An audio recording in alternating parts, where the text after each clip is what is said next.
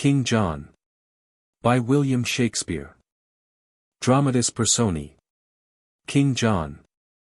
Prince Henry, his son, afterwards King Henry III. Arthur, Duke of Brittany, son to Geoffrey, late Duke of Brittany. The elder brother to King John. William Marshal, Earl of Pembroke. Geoffrey Fitzpeter, Earl of Essex, Chief Justiciary of England. William Longsword, Earl of Salisbury. Robert Bigot, Earl of Norfolk. Hubert de Burgh, Chamberlain to the King. Robert Falconbridge, son to Sir Robert Falconbridge. Bastard, Philip Falconbridge, his half-brother, natural son to King Richard I. James Gurney, servant to Lady Falconbridge. Peter of Pomfret, a prophet. Philip, King of France.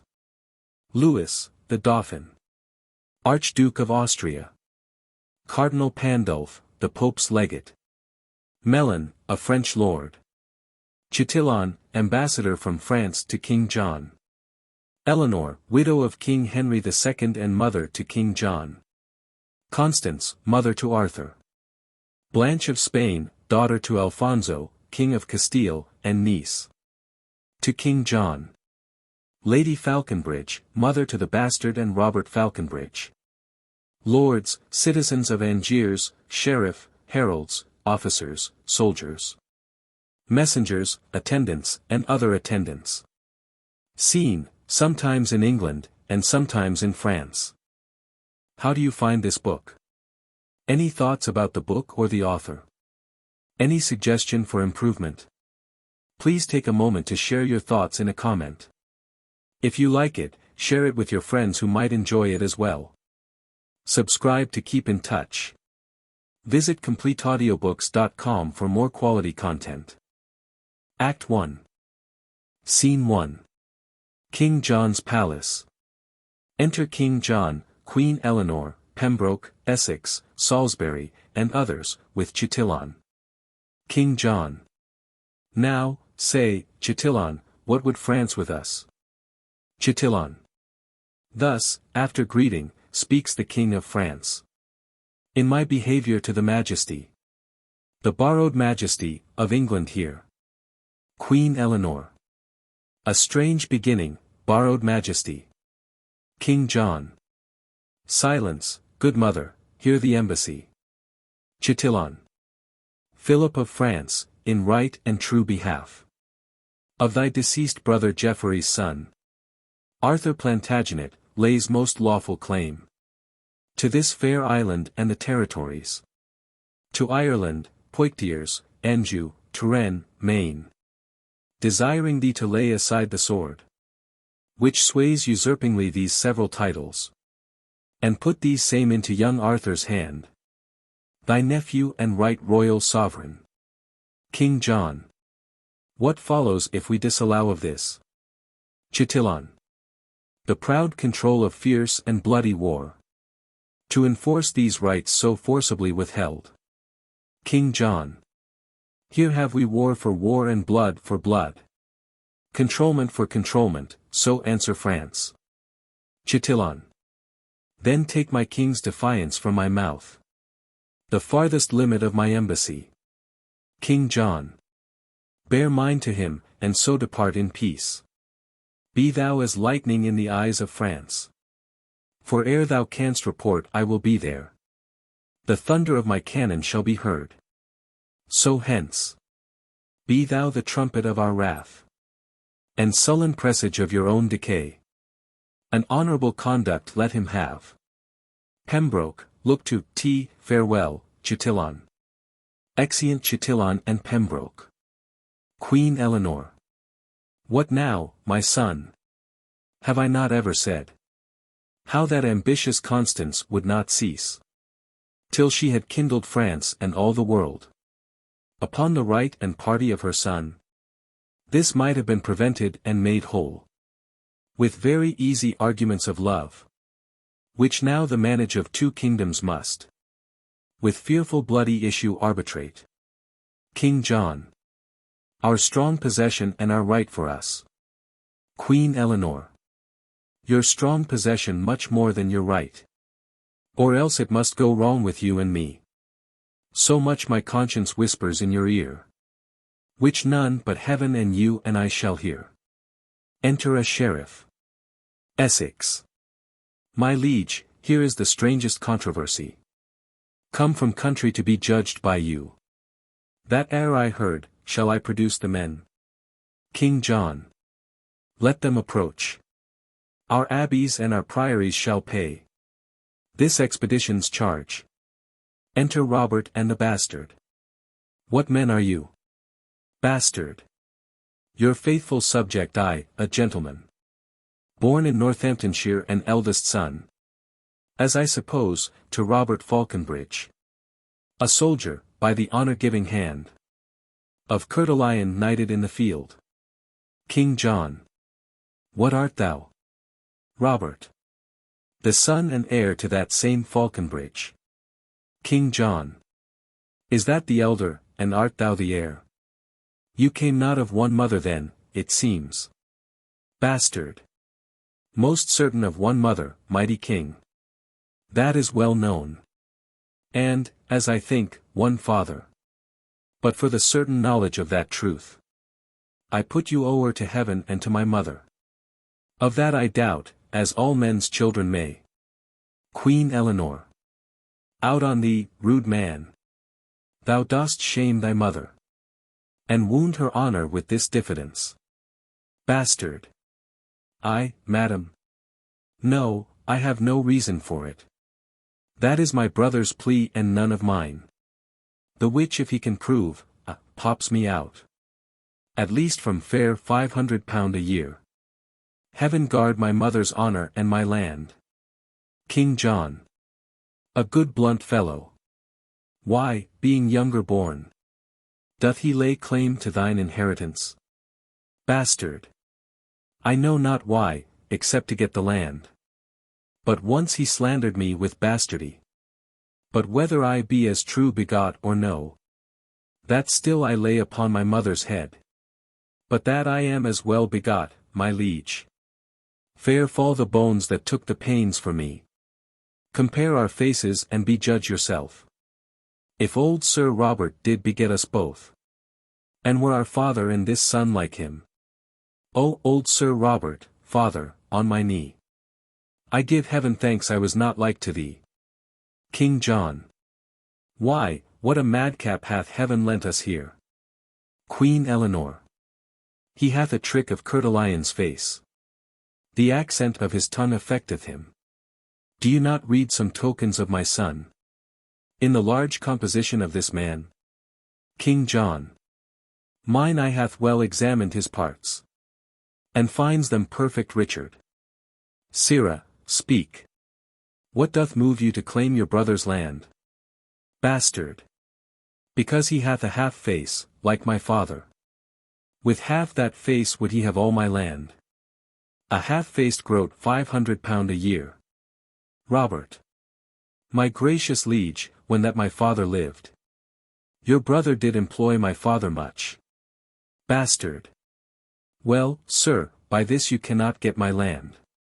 Your tale must be how he employed my mother. Robert. And once dispatched him in an embassy. To Germany, there with the emperor. To treat of high affairs touching that time. The advantage of his absence took the king. And in the meantime sojourned at my father's. Where how he did prevail I shame to speak. But truth is truth, large lengths of seas and shores. Between my father and my mother lay. As I have heard my father speak himself. When this same lusty gentleman was got. Upon his deathbed he by will bequeathed his lands to me, and took it on his death. That this my mother's son was none of his. And if he were, he came into the world full 14 weeks before the course of time. Then, good my liege, let me have what is mine. My father's land, as was my father's will. King John. Sirrah, your brother is legitimate. Your father's wife did after wedlock bear him. And if she did play false, the fault was hers. Which fault lies on the hazards of all husbands? That marry wives. Tell me, how if my brother, who, as you say, took pains to get this son, had of your father claimed this son for his? In sooth, good friend, your father might have kept this calf bred from his cow from all the world. In sooth he might, then, if he were my brother's. My brother might not claim him, nor your father. Being none of his, refuse him, this concludes. My mother's son did get your father's heir. Your father's heir must have your father's land. Robert. Shall then my father's will be of no force to dispossess that child which is not his? Bastard. Of no more force to dispossess me, sir. Then was his will to get me, as I think. Queen Eleanor. Whether hadst thou rather be a Falconbridge, and like thy brother, to enjoy thy land? Or the reputed son of Coeur de Lion, lord of thy presence and no land beside? Bastard. Madam, and if my brother had my shape, and I had his, Sir Robert's his, like him. And if my legs were two such riding rods, my arms such eel-skin stuffed, my face so thin, that in mine ear I durst not stick a rose, lest men should say, look, where 3 farthings goes. And, to his shape, were heir to all this land. Would I might never stir from off this place. I would give it every foot to have this face. I would not be Sir Nob in any case. Queen Eleanor. I like thee well, wilt thou forsake thy fortune? Bequeath thy land to him and follow me? I am a soldier and now bound to France. Bastard. Brother, take you my land, I'll take my chance. Your face hath got £500 a year. Yet sell your face for 5 pence and 'tis dear. Madam, I'll follow you unto the death. Queen Eleanor. Nay, I would have you go before me thither. Bastard. Our country manners give our betters way. King John. What is thy name? Bastard. Philip, my liege, so is my name begun. Philip, good old Sir Robert's wife's eldest son. King John. From henceforth bear his name whose form thou bear'st. Kneel thou down Philip, but rise more great. Arise Sir Richard and Plantagenet. Bastard. Brother by the mother's side, give me your hand. My father gave me honor, yours gave land. Now blessed by the hour, by night or day. When I was got, Sir Robert was away. Queen Eleanor. The very spirit of Plantagenet. I am thy grandam, Richard, call me so. Bastard. Madam, by chance but not by truth, what though? Something about, a little from the right. In at the window, or else o'er the hatch. Who dares not stir by day must walk by night. And have is have, however men do catch. Near or far off, well one is still well shot. And I am I, howe'er I was begot. King John. Go, Falconbridge, now hast thou thy desire. A landless knight makes thee a landed squire. Come, madam, and come, Richard, we must speed. For France, for it is more than need. Bastard. Brother, adieu, good fortune come to thee. For thou wast got I, the way of honesty. Exeunt all but bastard. A foot of honor better than I was. But many a many foot of land the worse. Well, now can I make any Joan a lady? Good den, Sir Richard. God a mercy, fellow. And if his name be George, I'll call him Peter. For new-made honor doth forget men's names. 'Tis too respective and too sociable.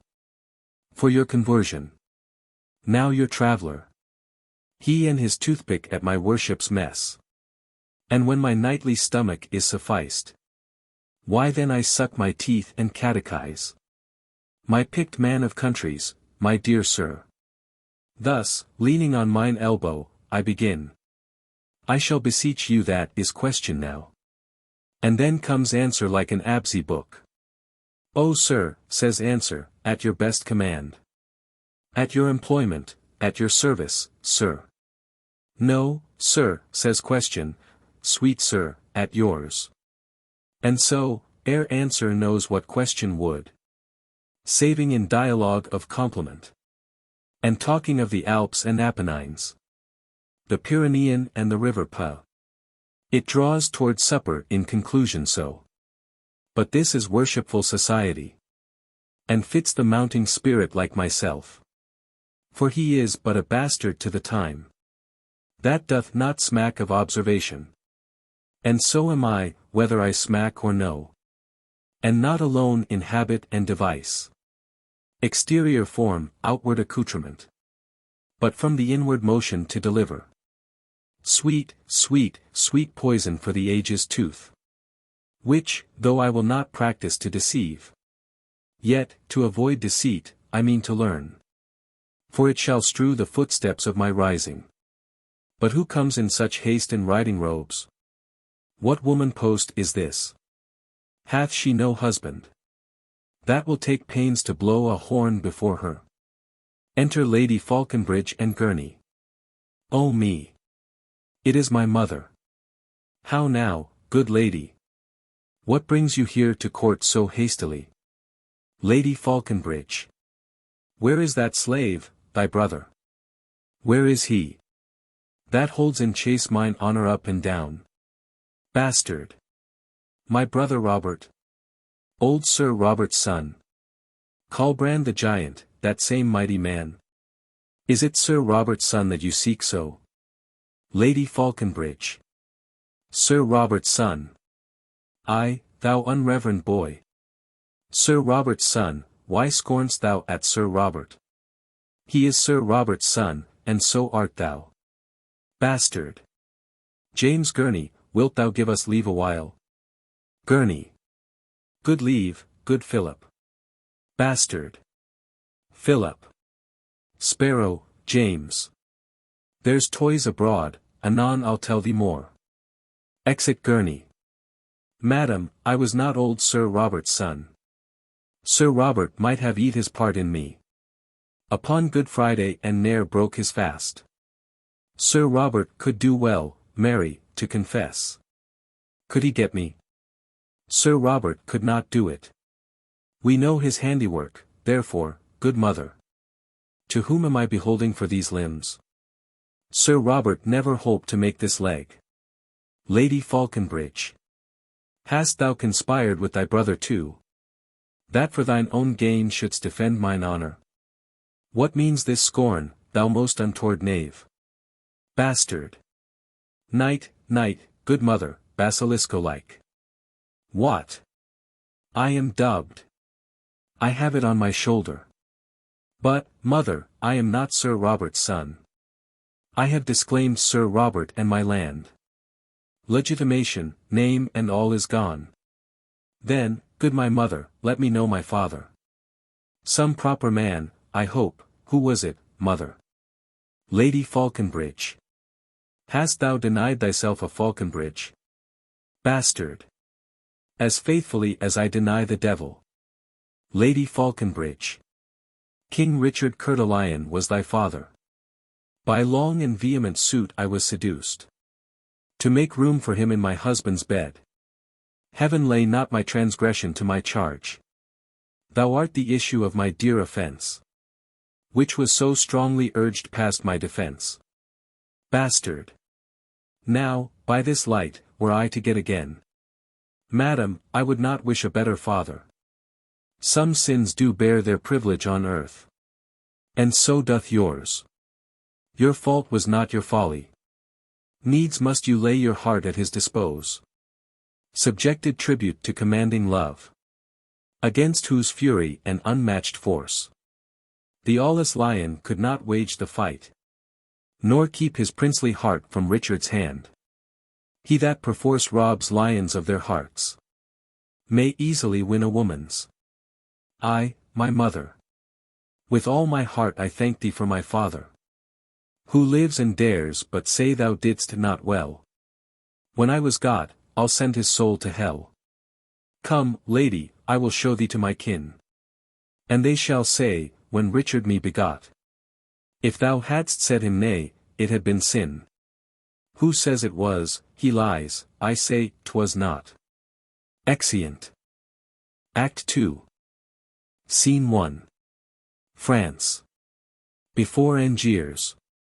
Enter Austria and forces, drums, etc. on one side, on the other King Philip and his power, Louis, Arthur, Constance and attendants. Louis. Before Angiers well met, brave Austria. Arthur, that great forerunner of thy blood. Richard, that robbed the lion of his heart.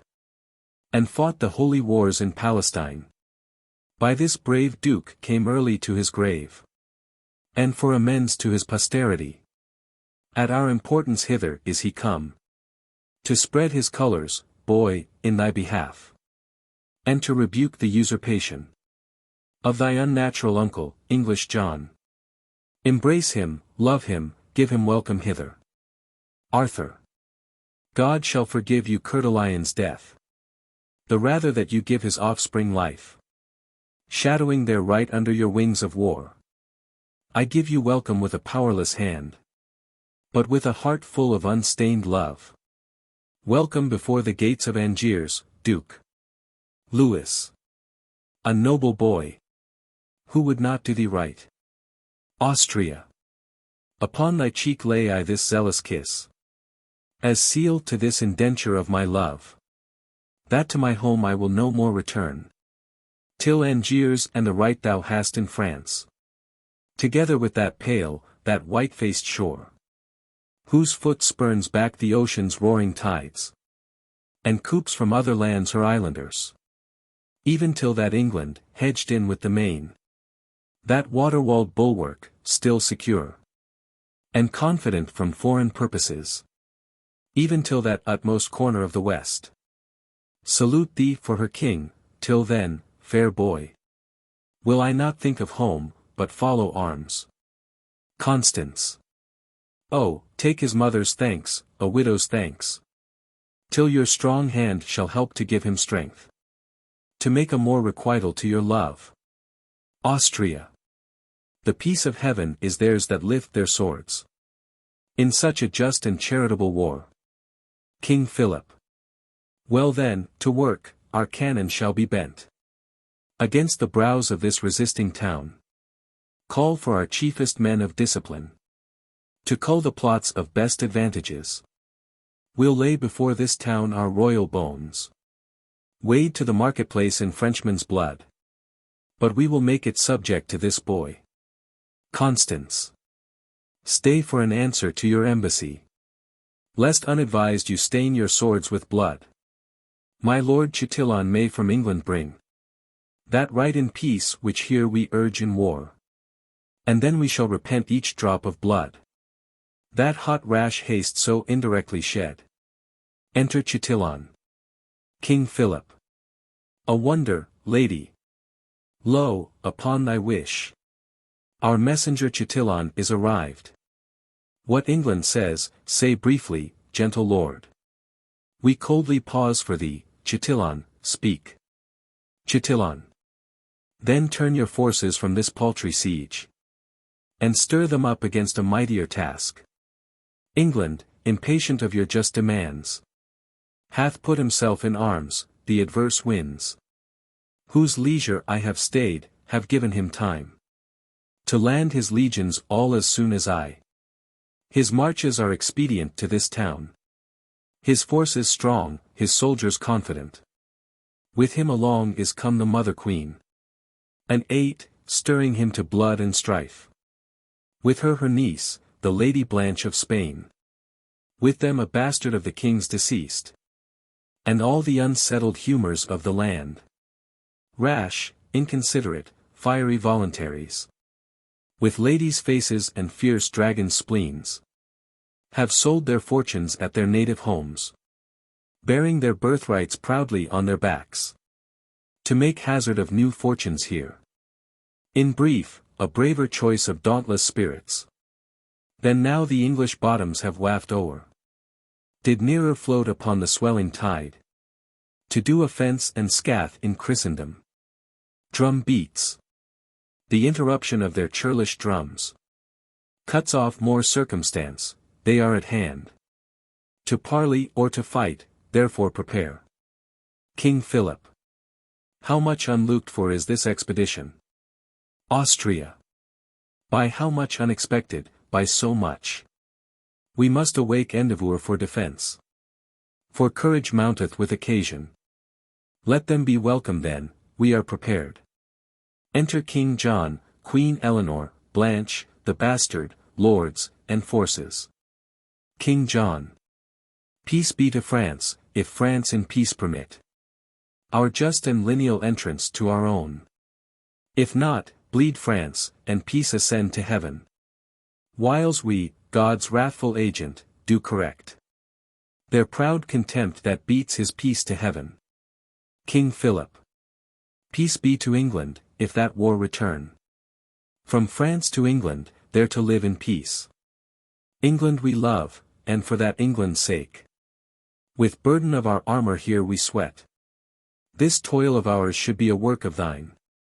But thou from loving England art so far, that thou hast underwrought his lawful king. Cut off the sequence of posterity. Outfaced infant state and done a rape upon the maiden virtue of the crown. Look here upon thy brother Geoffrey's face. These eyes, these brows, were moulded out of his.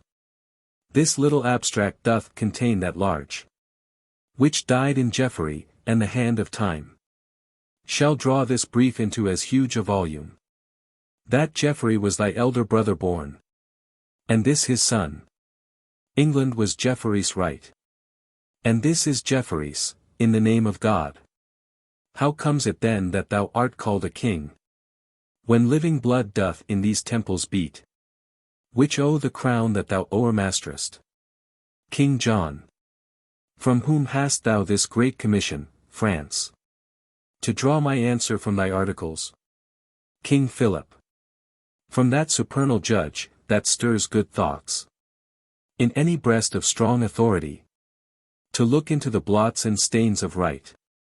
That judge hath made me guardian to this boy, under whose warrant I impeach thy wrong, and by whose help I mean to chastise it. King John. Alack, thou dost usurp authority. King Philip. Excuse, it is to beat usurping down. Queen Eleanor. Who is it thou dost call usurper, France? Constance. Let me make answer, thy usurping son. Queen Eleanor. Out, insolent. Thy bastard shall be king, that thou mayst be a queen, and check the world. Constance. My bed was ever to thy son as true as thine was to thy husband, and this boy liker in feature to his father Geoffrey than thou and John in manners, being as like as rain to water, or devil to his dam. My boy a bastard. By my soul, I think his father never was so true begot. It cannot be, and if thou wert his mother. Queen Eleanor. There's a good mother, boy, that blots thy father. Constance. There's a good grandam, boy, that would blot thee. Austria. Peace. Bastard. Hear the crier. Austria. What the devil art thou? Bastard. One that will play the devil, sir, with you. And may catch your hide and you alone. You are the heir of whom the proverb goes, whose valor plucks dead lions by the beard. I'll smoke your skin coat, and I catch you right. Sirrah, look to't, faith, I will, faith. Blanche. Oh, well did he become that lion's robe. That did disrobe the lion of that robe. Bastard. It lies as sightly on the back of him, as great Alcides shows upon an ass. But, ass, I'll take that burthen from your back, or lay on that shall make your shoulders crack. Austria. What cracker is this same that deafs our ears with this abundance of superfluous breath? King Philip. Louis, determine what we shall do straight. Lewis. Women and fools, break off your conference. King John, this is the very sum of all. England and Ireland, Anjou, Touraine, Maine. In right of Arthur do I claim of thee. Wilt thou resign them and lay down thy arms? King John. My life as soon, I do defy thee, France. Arthur of Bretagne, yield thee to my hand. And out of my dear love I'll give thee more than ere the coward hand of France can win. Submit thee, boy. Queen Eleanor. Come to thy grandam, child. Constance. Do, child, go to it grandam, child. Give grandam kingdom, and it grandam will. Give it a plum, a cherry, and a fig. There's a good grandam. Arthur. Good my mother, peace. I would that I were low laid in my grave. I am not worth this coil that's made for me. Queen Eleanor. His mother shames him so, poor boy, he weeps. Constance. Now shame upon you, whether she does or no. His grandam's wrongs, and not his mother's shames, draws those heaven-moving pearls from his poor eyes, which heaven shall take in nature of a fee. I, with these crystal beads heaven shall be bribed to do him justice and revenge on you. Queen Eleanor. Thou monstrous slanderer of heaven and earth.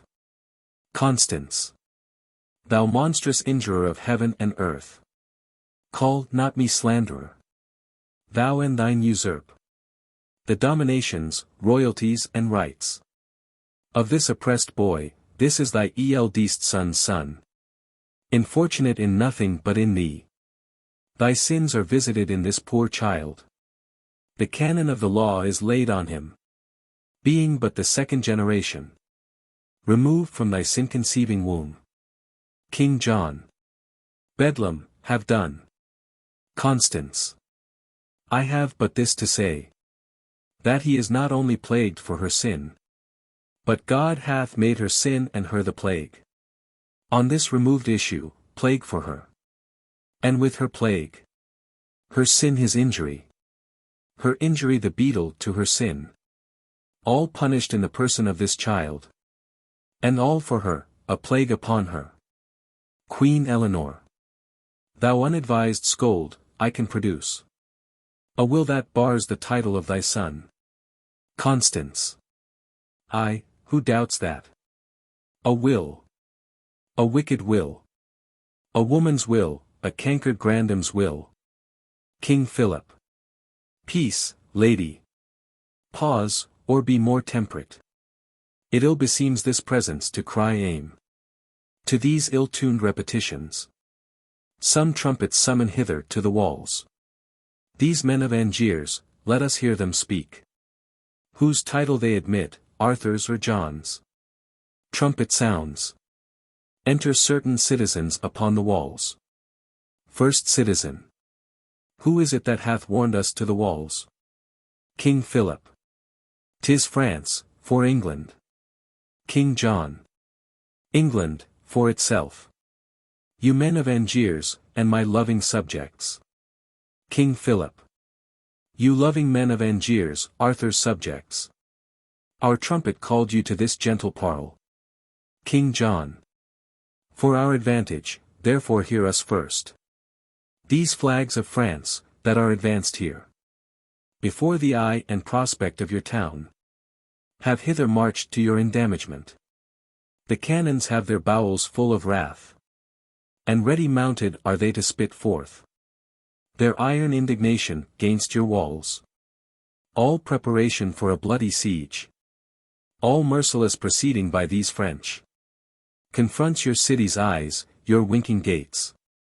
And but for our approach those sleeping stones, that as a waist doth girdle you about, by the compulsion of their ordnance, by this time from their fixed beds of lime, had been dishabited, and wide havoc made, for bloody power to rush upon your peace. But on the sight of us your lawful king, who painfully with much expedient march, have brought a counter-check before your gates. To save unscratched your city's threatened cheeks. Behold, the French amazed vouchsafe a parle. And now, instead of bullets wrapped in fire, to make a shaking fever in your walls, they shoot but calm words folded up in smoke, to make a faithless error in your ears. Which trust accordingly, kind citizens. And let us in, your king, whose labored spirits, for wearied in this action of swift speed, crave harborage within your city walls. King Philip, when I have said, make answer to us both. Lo, in this right hand, whose protection is most divinely vowed upon the right of him it holds, stands young Plantagenet, son to the elder brother of this man, and king o'er him and all that he enjoys. For this downtrodden equity we tread in warlike march these greens before your town, being no further enemy to you than the constraint of hospitable zeal in the relief of this oppressed child religiously provokes. Be pleased then to pay that duty which you truly owe to that owes it, namely this young prince. And then our arms, like to a muzzled bear, save in aspect, hath all offence sealed up. Our cannon's malice vainly shall be spent against the invulnerable clouds of heaven, and with a blessed and unvexed retire. With unhacked swords and helmets all unbruised, we will bear home that lusty blood again, which here we came to spout against your town, and leave your children, wives, and you in peace. But if you fondly pass our proffered offer, 'tis not the roundour of your old-faced walls can hide you from our messengers of war. Though all these English and their discipline were harbored in their rude circumference, then tell us, shall your city call us lord, in that behalf which we have challenged it? Or shall we give the signal to our rage, and stalk in blood to our possession? First Citizen. In brief, we are the King of England's subjects. For him, and in his right, we hold this town. King John. Acknowledge then the king, and let me in. First Citizen. That can we not. But he that proves the king, to him will we prove loyal, till that time. Have we rammed up our gates against the world? King John. Doth not the crown of England prove the king? And if not that, I bring you witnesses. Twice 15,000 hearts of England's breed. Bastard. Bastards, and else. King John. To verify our title with their lives. King Philip. As many and as well-born bloods as those. Bastard. Some bastards too. King Philip. Stand in his face to contradict his claim. First Citizen. Till you compound whose right is worthiest. We for the worthiest hold the right from both. King John. Then God forgive the sin of all those souls, that to their everlasting residence, before the dew of evening fall, shall fleet. In dreadful trial of our kingdom's king. King Philip. Amen, amen. Mount, chevaliers. To arms. Bastard. St. George, that swinged the dragon, and e'er since sits on his horseback at mine hostess door. Teach us some fence. To Austria. Sirrah, were I at home, at your den, Sirrah, with your lioness, I would set an ox head to your lion's hide, and make a monster of you. Austria. Peace. No more. Bastard. Oh tremble, for you hear the lion roar. King John. Up higher to the plain, where we'll set forth, in best appointment all our regiments. Bastard. Speed then, to take advantage of the field. King Philip. It shall be so, and at the other hill command the rest to stand. God and our right. Exeunt. Hereafter excursions, enter the herald of France, with trumpets, to the gates. French herald. You men of Angiers, open wide your gates. And let young Arthur, Duke of Bretagne, in. Who by the hand of France this day hath made much work for tears in many an English mother, whose sons lie scattered on the bleeding ground.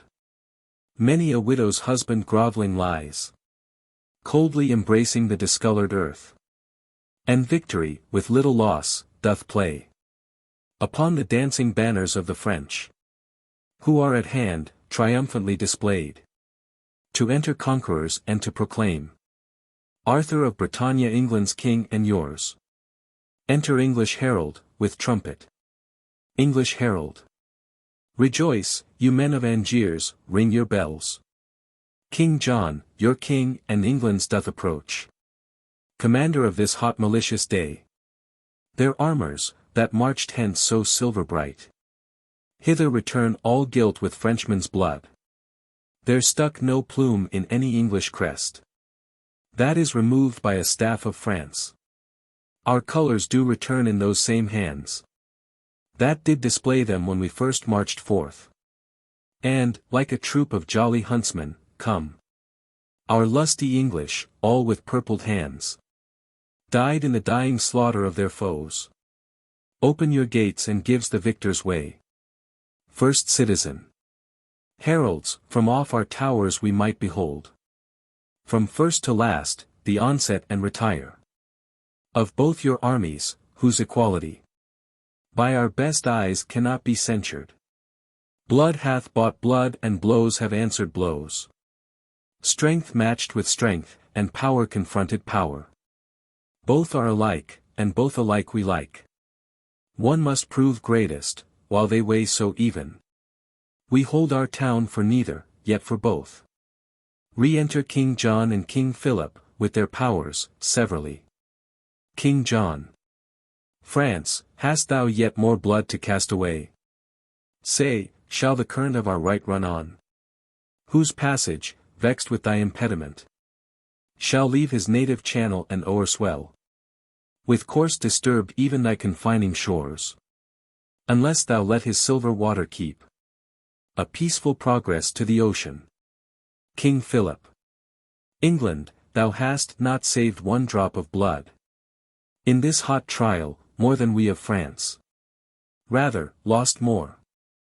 And by this hand I swear, that sways the earth this climate overlooks, before we will lay down our just-born arms, we'll put thee down, gainst whom these arms we bear, or add a royal number to the dead, gracing the scroll that tells of this war's loss, with slaughter coupled to the name of kings. Bastard.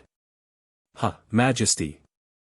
How high thy glory towers, when the rich blood of kings is set on fire. Oh, now doth death line his dead chaps with steel. The swords of soldiers are his teeth, his fangs. And now he feasts, mousing the flesh of men, in undetermined differences of kings. Why stand these royal fronts amazed thus? Cry, havoc, kings, back to the stained field. You equal potents, fiery kindled spirits. Then let confusion of one part confirm the other's peace, till then, blows, blood and death. King John. Whose party do the townsmen yet admit? King Philip. Speak, citizens, for England, who's your king?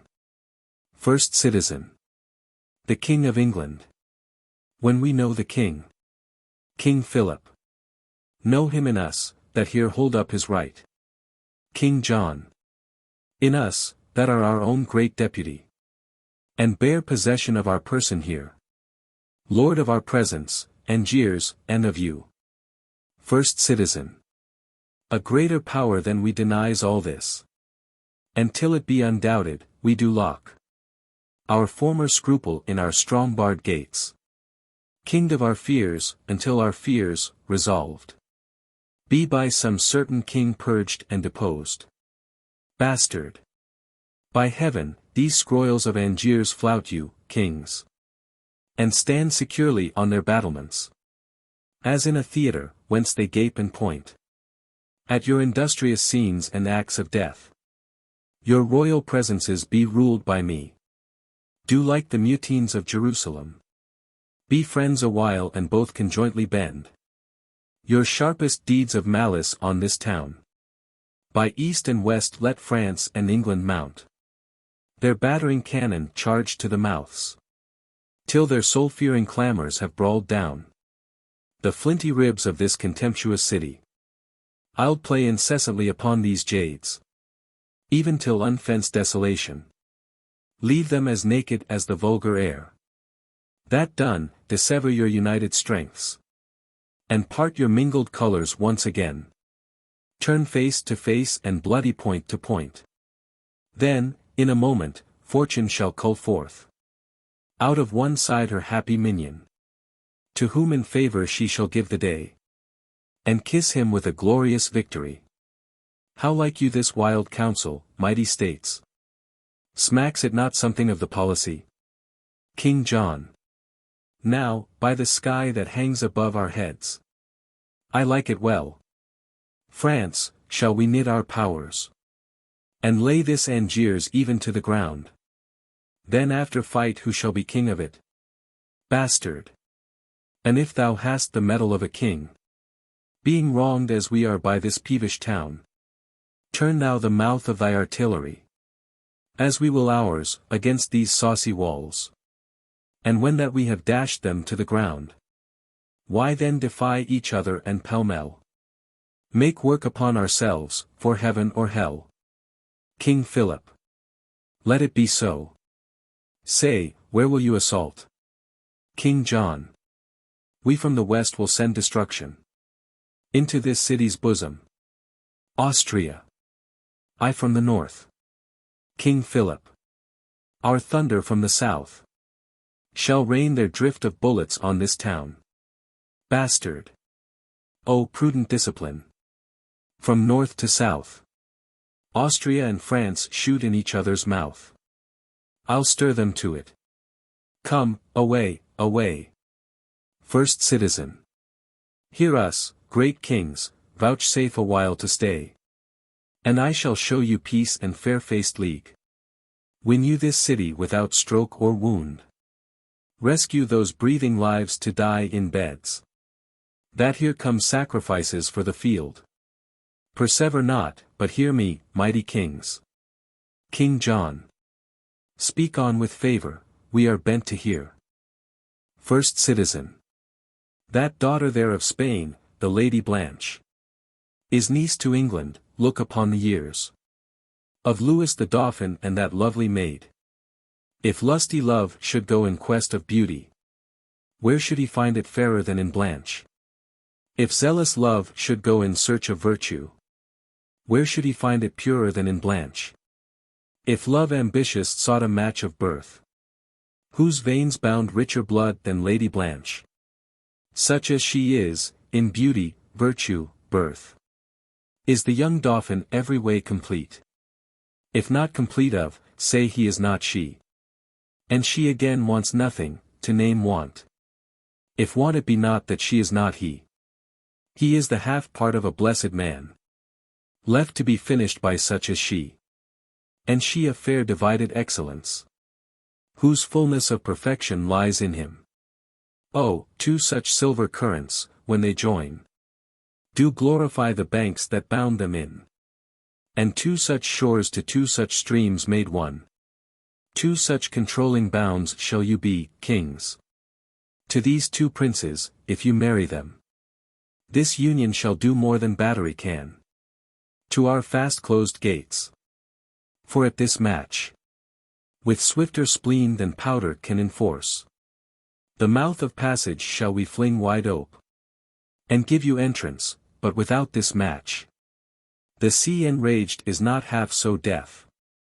Lions more confident, mountains and rocks, more free from motion, no, not death himself, in moral fury half so peremptory, as we to keep this city.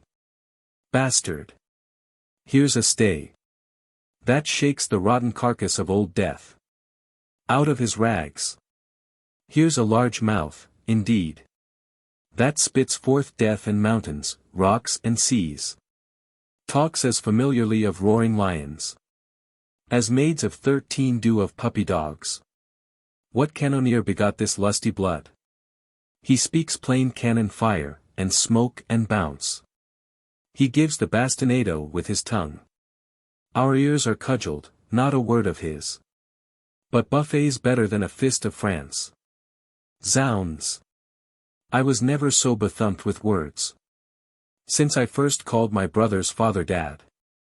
Queen Eleanor. Son, list to this conjunction, make this match. Give with our niece a dowry large enough.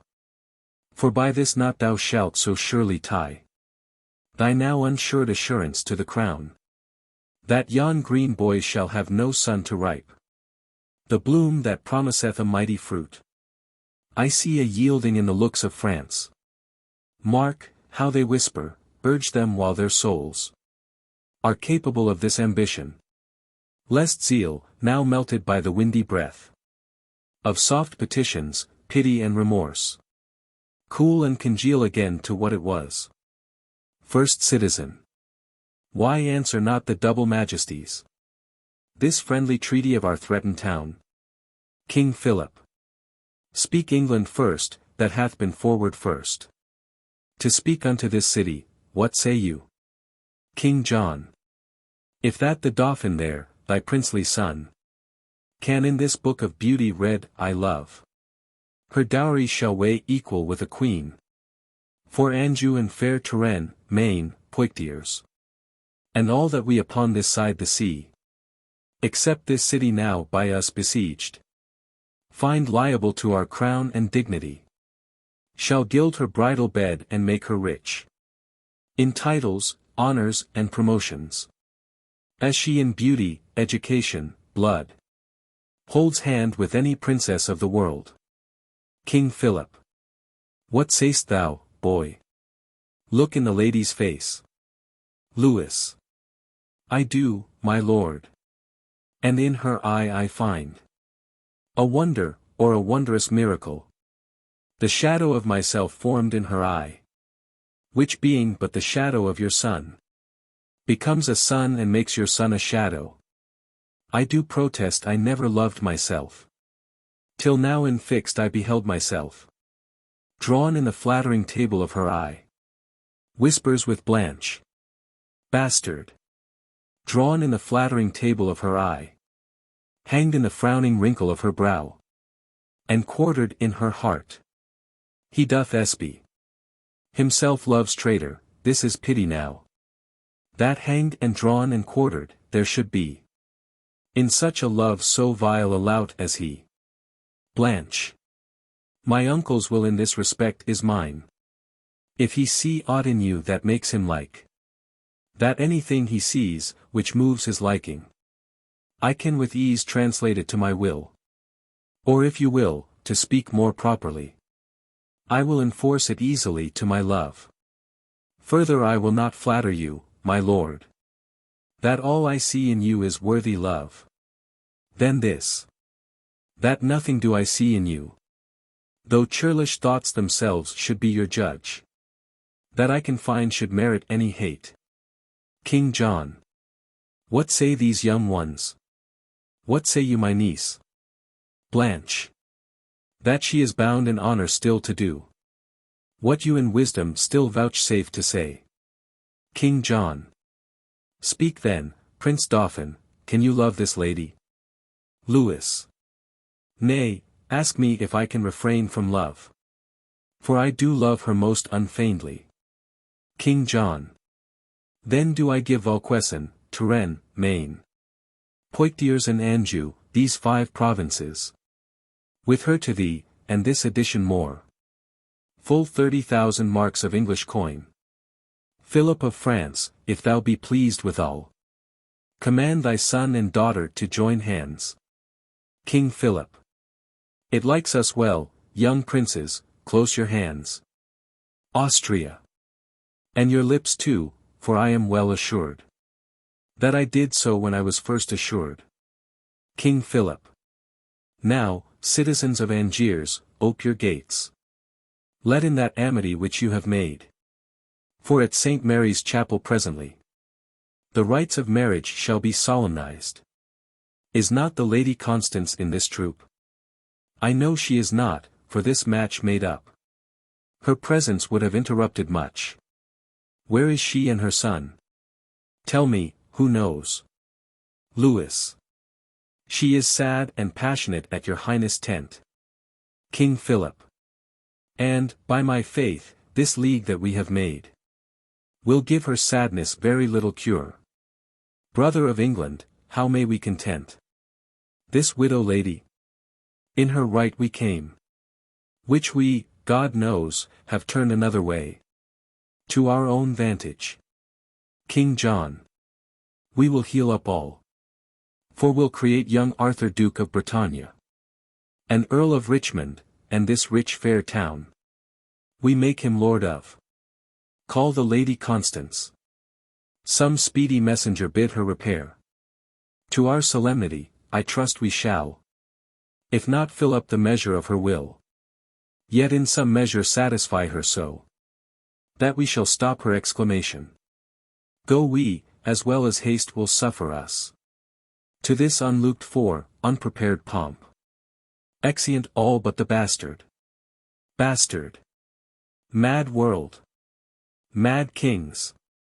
Mad composition. John, to stop Arthur's title in the whole, hath willingly departed with a part. And France, whose armor conscience buckled on, whom zeal and charity brought to the field, as God's own soldier, rounded in the ear, with that same purpose changer, that sly devil, that broker, that still breaks the pate of faith, that daily break vow, he that wins of all, of kings, of beggars, old men, young men, maids, who, having no external thing to lose, but the word maid, cheats the poor maid of that smooth-faced gentleman, tickling commodity. Commodity, the bias of the world. The world, who of itself is paced well, made to run even upon even ground, till this advantage, this vile drawing bias, this sway of motion, this commodity, makes it take head from all indifferency, from all direction, purpose, course, intent. And this same bias, this commodity, this bawd, this broker, this all-changing word, clapped on the outward eye of fickle France, hath drawn him from his own determined aid, from a resolved and honorable war, to a most base and vile concluded peace. And why rail I on this commodity? But for because he hath not wooed me yet. Not that I have the power to clutch my hand, when his fair angels would salute my palm, but for my hand, as unattempted yet, like a poor beggar, raileth on the rich. Well, whiles I am a beggar, I will rail, and say there is no sin but to be rich. And being rich, my virtue then shall be, to say there is no vice but beggary. Since kings break faith upon commodity. Gain, be my lord, for I will worship thee. Exit. Act 3. Scene 1. The French King's Pavilion. Enter Constance, Arthur, and Salisbury. Constance. Gone to be married. Gone to swear a peace. False blood to false blood joined. Gone to be friends. Shall Louis have Blanche, and Blanche those provinces? It is not so, thou hast misspoke, misheard. Be well advised, tell o'er thy tale again. It cannot be, thou dost but say, 'tis so. I trust one may not trust thee. For thy word is but the vain breath of a common man. Believe me, I do not believe thee, man. I have a king's oath to the contrary. Thou shalt be punished for thus frighting me. For I am sick and capable of fears. Oppressed with wrongs and therefore full of fears. A widow, husbandless, subject to fears. A woman, naturally born to fears. And though thou now confess thou didst but jest, with my vexed spirits I cannot take a truce. But they will quake and tremble all this day. What dost thou mean by shaking of thy head? Why dost thou look so sadly on my son? What means that hand upon that breast of thine? Why holds thine eye that lamentable room? Like a proud river peering o'er his bounds. Be these sad signs confirmers of thy words? Then speak again. Not all thy former tale. But this one word, whether thy tale be true. Salisbury. As true as I believe you think them false. That give you cause to prove my saying true. Constance. Oh, if thou teach me to believe this sorrow. Teach thou this sorrow how to make me die. And let belief and life encounter so. As doth the fury of two desperate men. Which in the very meeting fall and die. Louis Mary Blanche. O boy, then where art thou? France friend with England, what becomes of me? Fellow, be gone, I cannot brook thy sight. This news hath made thee a most ugly man. Salisbury. What other harm have I, good lady, done? But spoke the harm that is by others done. Constance. Which harm within itself so heinous is, as it makes harmful all that speak of it. Arthur. I do beseech you, madam, be content. Constance. If thou, that bidst me be content, wert grim, ugly and slanderous to thy mother's womb, full of unpleasing blots and sightless stains, lame, foolish, crooked, swart, prodigious, patched with foul moles and eye-offending marks, I would not care, I then would be content. For then I should not love thee, no, nor thou become thy great birth nor deserve a crown. But thou art fair, and at thy birth, dear boy, nature and fortune joined to make thee great. Of nature's gifts thou mayst with lilies boast, and with the half-blown rose.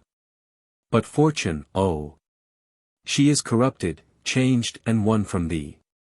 She adulterates hourly with thine uncle John, and with her golden hand hath plucked on France, to tread down fair respect of sovereignty, and made his majesty the bawd to theirs. France is a bawd to fortune and King John. That strumpet fortune, that usurping John. Tell me, thou fellow, is not France forsworn? Envenom him with words, or get thee gone. And leave those woes alone which I alone am bound to underbear. Salisbury. Pardon me, madam. I may not go without you to the king's. Constance. Thou mayst, thou shalt, I will not go with thee. I will instruct my sorrows to be proud. For grief is proud and makes his owner stoop. To me and to the state of my great grief. Let kings assemble, for my grief's so great, that no supporter but the huge firm earth can hold it up. Here I in sorrows sit. Here is my throne, bid kings come bow to it. Seats herself on the ground. Enter King John, King Philip, Louis, Blanche, Queen Eleanor, the bastard, Austria, and attendants. King Philip. 'Tis true, fair daughter. And this blessed day, ever in France shall be kept festival. To solemnize this day the glorious sun stays in his course and plays the alchemist, turning with splendor of his precious eye the meager cloddy earth to glittering gold. The yearly course that brings this day about shall never see it but a holiday. Constance. A wicked day, and not a holy day.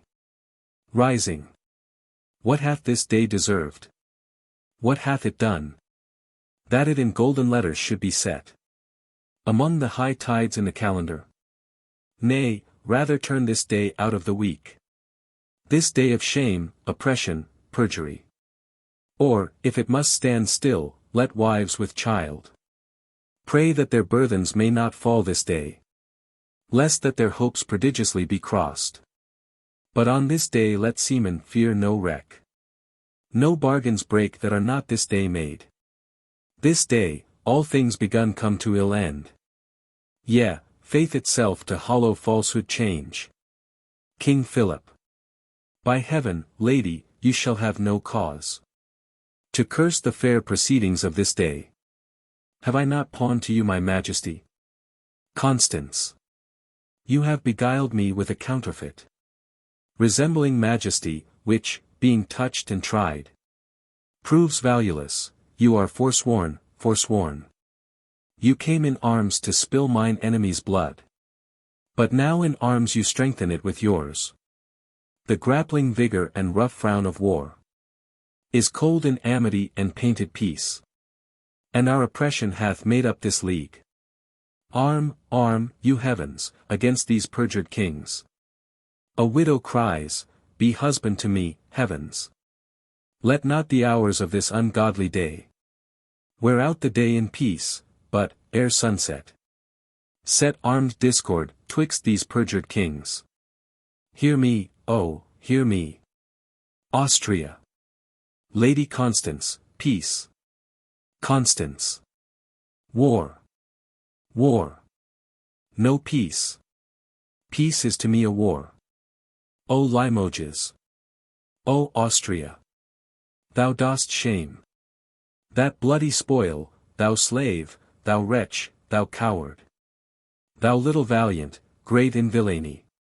Thou ever strong upon the stronger side. Thou fortune's champion that dost never fight. But when her humorous ladyship is by, to teach thee safety, thou art perjured too, and soothest up greatness. What a fool art thou! A ramping fool, to brag and stamp and swear upon my party. Thou cold-blooded slave! Hast thou not spoke like thunder on my side? Been sworn my soldier, bidding me depend upon thy stars, thy fortune and thy strength? And dost thou now fall over to my fours? Thou wear a lion's hide. Doff it for shame. And hang a calf's skin on those recreant limbs. Austria. Oh, that a man should speak those words to me. Bastard. And hang a calf's skin on those recreant limbs. Austria. Thou darest not say so, villain, for thy life. Bastard. And hang a calf's skin on those recreant limbs. King John. We like not this, thou dost forget thyself. Enter Cardinal Pandulph. King Philip. Here comes the holy legate of the Pope. Cardinal Pandulph. Hail, you anointed deputies of heaven. To thee, King John, my holy errand is. I Pandulph, of fair Milan Cardinal. And from Pope Innocent the legate here. Do in his name religiously demand. Why thou against the Church, our holy mother, so wilfully dost spurn, and force perforce, keep Stephen Langton, chosen Archbishop of Canterbury, from that holy see? This, in our foresaid Holy Father's name. Pope Innocent, I do demand of thee. King John. What earthy name to interrogatories can task the free breath of a sacred king? Thou canst not, Cardinal, devise a name so slight, unworthy, and ridiculous, to charge me to an answer, as the Pope. Tell him this tale. And from the mouth of England. Add thus much more, that no Italian priest shall tithe or toll in our dominions. But as we, under heaven, are supreme head, so under him that great supremacy, where we do reign, we will alone uphold, without the assistance of a mortal hand. So tell the Pope, all reverence set apart to him and his usurped authority. King Philip. Brother of England, you blaspheme in this. King John. Though you and all the kings of Christendom are led so grossly by this meddling priest, dreading the curse that money may buy out, and by the merit of vile gold, dross, dust, purchase corrupted pardon of a man, who in that sale sells pardon from himself. Though you and all the rest so grossly led this juggling witchcraft with revenue cherish, yet I alone do me oppose against the Pope and count his friends my foes. Cardinal Pandulph. Then, by the lawful power that I have, thou shalt stand cursed and excommunicate. And blessed shall he be that doth revolt from his allegiance to an heretic. And meritorious shall that hand be called, canonized and worshipped as a saint, that takes away by any secret course thy hateful life. Constance. Oh, lawful let it be, that I have room with Rome to curse a while. Good Father Cardinal, cry thou Amen to my keen curses, for without my wrong, there is no tongue hath power to curse him right. Cardinal Pandulph. There's law and warrant, lady, for my curse. Constance. And for mine too, when law can do no right. Let it be lawful that law bar no wrong. Law cannot give my child his kingdom here. For he that holds his kingdom holds the law. Therefore, since law itself is perfect wrong, how can the law forbid my tongue to curse? Cardinal Pandulph.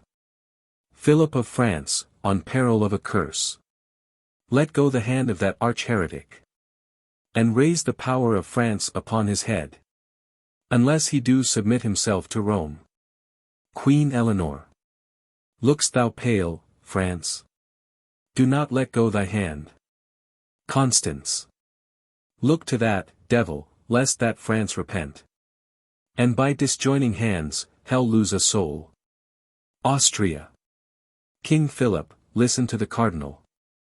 Bastard. And hang a calf's skin on his recreant limbs. Austria. Well, ruffian, I must pocket up these wrongs, because. Bastard. Your breeches best may carry them. King John. Philip, what say'st thou to the cardinal? Constance. What should he say, but as the cardinal? Louis. Bethink you, father. For the difference is purchase of a heavy curse from Rome, or the light loss of England for a friend. Forego the easier. Blanche. That's the curse of Rome. Constance. O Louis, stand fast. The devil tempts thee here, in likeness of a new untrimmed bride. Blanche. The Lady Constance speaks not from her faith, but from her need. Constance. Oh, if thou grant my need, which only lives but by the death of faith, that need must needs infer this principle, that faith would live again by death of need. Oh then, tread down my need, and faith mounts up. Keep my need up, and faith is trodden down. King John. The king is moved, and answers not to this. Constance. Oh, be removed from him, and answer well. Austria. Do so, King Philip, hang no more in doubt. Bastard. Hang nothing but a calf's skin, most sweet lout. King Philip. I am perplexed, and know not what to say. Cardinal Pandulph. What canst thou say but will perplex thee more, if thou stand excommunicate and cursed? King Philip. Good reverend father, make my person yours, and tell me how you would bestow yourself. This royal hand and mine are newly knit, and the conjunction of our inward souls, married in league, coupled and linked together, with all religious strength of sacred vows. The latest breath that gave the sound of words was deep-sworn faith, peace, amity, true love, between our kingdoms and our royal selves. And even before this truce, but knew before, no longer than we well could wash our hands, to clap this royal bargain up of peace. Heaven knows, they were besmeared and overstained with slaughter's pencil, where revenge did paint the fearful difference of incensed kings. And shall these hands, so lately purged of blood, so newly joined in love, so strong in both, unyoke this seizure and this kind regreet, play fast and loose with faith, so jest with heaven, make such unconstant children of ourselves, as now again to snatch our palm from palm, unswear faith sworn, and on the marriage bed of smiling peace to march a bloody host, and make a riot on the gentle brow of true sincerity? Oh, holy sir, my reverend father, let it not be so. Out of your grace, devise, ordain, impose some gentle order, and then we shall be blessed to do your pleasure and continue friends. Cardinal Pandulph. All form is formless, order orderless, save what is opposite to England's love. Therefore to arms. Be champion of our Church. Or let the Church, our mother, breathe her curse. A mother's curse, on her revolting son. France, thou mayst hold a serpent by the tongue, a chafed lion by the mortal paw, a fasting tiger safer by the tooth. Then keep in peace that hand which thou dost hold. King Philip. I may disjoin my hand, but not my faith. Cardinal Pandulph. So makest thou faith an enemy to faith, and like a civil war set'st oath to oath, thy tongue against thy tongue.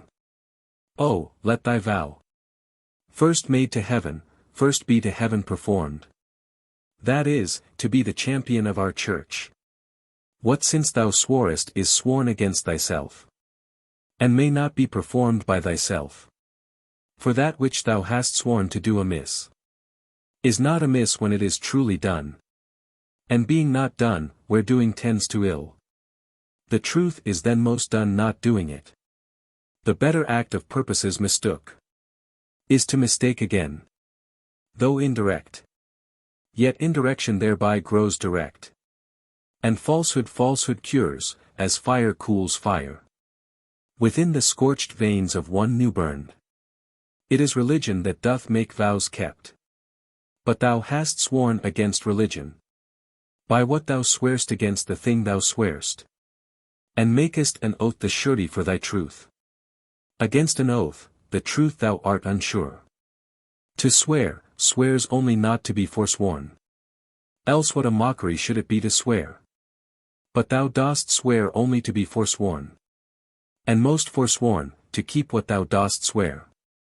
Therefore thy later vows against thy first is in thyself rebellion to thyself. And better conquest never canst thou make.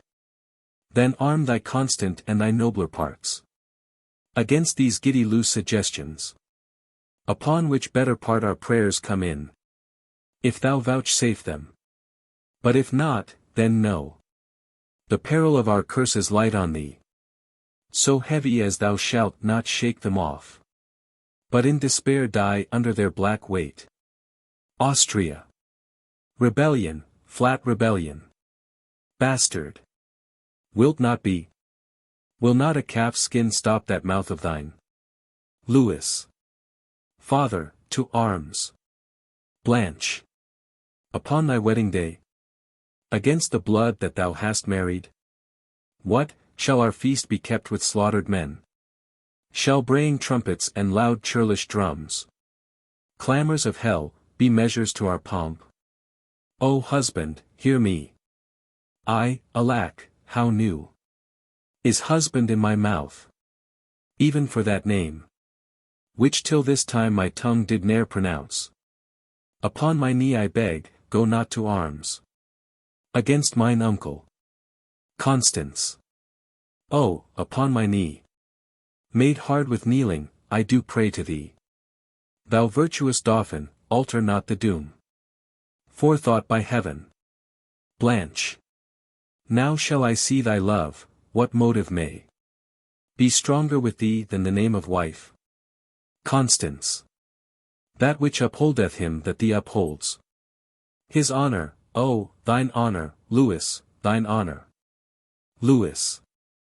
I muse your majesty doth seem so cold, when such profound respects do pull you on. Cardinal Pandulph. I will denounce a curse upon his head. King Philip. Thou shalt not need. England, I will fall from thee.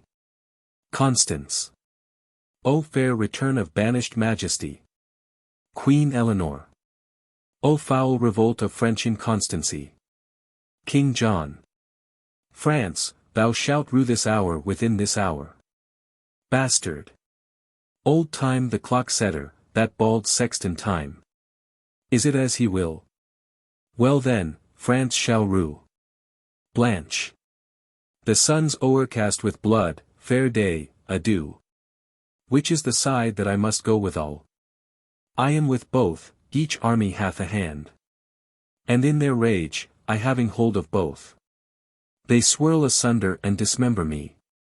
Husband, I cannot pray that thou mayst win. Uncle, I needs must pray that thou mayst lose. Father, I may not wish the fortune thine. Grandam, I will not wish thy fortunes thrive. Whoever wins, on that side shall I lose. Assured loss before the match be played. Lewis. Lady, with me thy fortune lies. Blanche. There where my fortune lives, there my life dies. King John. Cousin, go draw our puissance together. Exit Bastard. France, I am burned up with inflaming wrath. A rage whose heat hath this condition. That nothing can allay, nothing but blood. The blood, and dearest valued blood, of France. King Philip. Thy rage shall burn thee up, and thou shalt turn to ashes, ere our blood shall quench that fire. Look to thyself, thou art in jeopardy. King John. No more than he that threats. To arms let's hie. Exeunt. Scene 2. The same. Plains near Angiers. Alarums, excursions. Enter the Bastard, with Austria's head. Bastard. Now, by my life, this day grows wondrous hot. Some airy devil hovers in the sky. And pours down mischief. Austria's head lie there. While Philip breathes. Enter King John, Arthur, and Hubert. King John. Hubert, keep this boy. Philip, make up. My mother is assailed in our tent. And ta'en, I fear. Bastard. My lord, I rescued her. Her highness is in safety, fear you not. But on, my liege, for very little pains. Will bring this labor to an happy end. Exeunt. Scene 3. The same. Alarums, excursions, retreat. Enter King John, Queen Eleanor, Arthur, the Bastard, Hubert, and lords. King John. To Queen Eleanor, so shall it be, your grace shall stay behind. So strongly guarded. To Arthur. Cousin, look not sad. Thy grandam loves thee, and thy uncle will as dear be to thee as thy father was. Arthur. Oh, this will make my mother die with grief. King John. To the Bastard, cousin, away for England. Haste before. And, ere our coming, see thou shake the bags of hoarding abbots, imprisoned angels. Set at liberty, the fat ribs of peace. Must by the hungry now be fed upon. Use our commission in his utmost force. Bastard. Bell, book, and candle shall not drive me back. When gold and silver becks me to come on, I leave your highness. Grandam, I will pray. If ever I remember to be holy. For your fair safety, so, I kiss your hand. Eleanor. Farewell, gentle cousin. King John. Cuz, farewell. Exit the Bastard. Queen Eleanor. Come hither, little kinsman, hark, a word. King John. Come hither, Hubert. O my gentle Hubert. We owe thee much. Within this wall of flesh. There is a soul counts thee her creditor. And with advantage means to pay thy love. And my good friend, thy voluntary oath. Lives in this bosom, dearly cherished. Give me thy hand. I had a thing to say. But I will fit it with some better time. By heaven, Hubert, I am almost ashamed to say what good respect I have of thee. Hubert. I am much bounden to your majesty. King John. Good friend, thou hast no cause to say so yet. But thou shalt have, and creep time ne'er so slow. Yet it shall come for me to do thee good. I had a thing to say, but let it go. The sun is in the heaven, and the proud day, attended with the pleasures of the world, is all too wanton and too full of gods, to give me audience, if the midnight bell did, with his iron tongue and brazen mouth, sound on into the drowsy race of night. If this same were a churchyard where we stand, and thou possessed with 1,000 wrongs, or if that surly spirit, melancholy, had baked thy blood and made it heavy thick, which else runs tickling up and down the veins, making that idiot, laughter, keep men's eyes, and strain their cheeks to idle merriment, a passion hateful to my purposes. Or if that thou couldst see me without eyes, hear me without thine ears, and make reply, without a tongue, using conceit alone, without eyes, ears and harmful sound of words, then, in despite of brooded watchful day, I would into thy bosom pour my thoughts. But, I will not. Yet I love thee well. And, by my troth, I think thou lovest me well. Hubert. So well, that what you bid me undertake, though that my death were adjunct to my act, by heaven, I would do it. King John. Do not I know thou wouldst? Good Hubert, Hubert, Hubert, throw thine eye on yon young boy. I'll tell thee what, my friend. He is a very serpent in my way. And wheresoe'er this foot of mine doth tread, he lies before me. Dost thou understand me? Thou art his keeper, Hubert. And I'll keep him so, that he shall not offend your majesty. King John. Death. Hubert. My lord. King John. A grave. Hubert. He shall not live. King John. Enough. I could be merry now. Hubert, I love thee. Well, I'll not say what I intend for thee. Remember. Madam, fare you well. I'll send those powers o'er to your majesty. Eleanor. My blessing go with thee. King John. For England, cousin, go. Hubert shall be your man, attend on you, with all true duty. On toward Calais, ho! Exeunt. Scene 4. The same. King Philip's tent. Enter King Philip, Louis, Cardinal Pandulph, and attendants. King Philip. So, by a roaring tempest on the flood, a whole armado of convicted sail is scattered and disjoined from fellowship. Cardinal Pandulph. Courage and comfort. All shall yet go well. King Philip. What can go well, when we have run so ill? Are we not beaten? Is not Angiers lost? Arthur ta'en prisoner? Divers dear friends slain? And bloody England into England gone? Bearing interruption, spite of France? Louis. What he hath won, that hath he fortified. So hot a speed with such advice disposed, such temperate order in so fierce a cause, doth want example, who hath read or heard of any kindred action like to this? King Philip. Well could I bear that England had this praise, so we could find some pattern of our shame. Enter Constance. Look, who comes here. A grave unto a soul, holding the eternal spirit against her will, in the vile prison of afflicted breath. I prithee, lady, go away with me. Constance.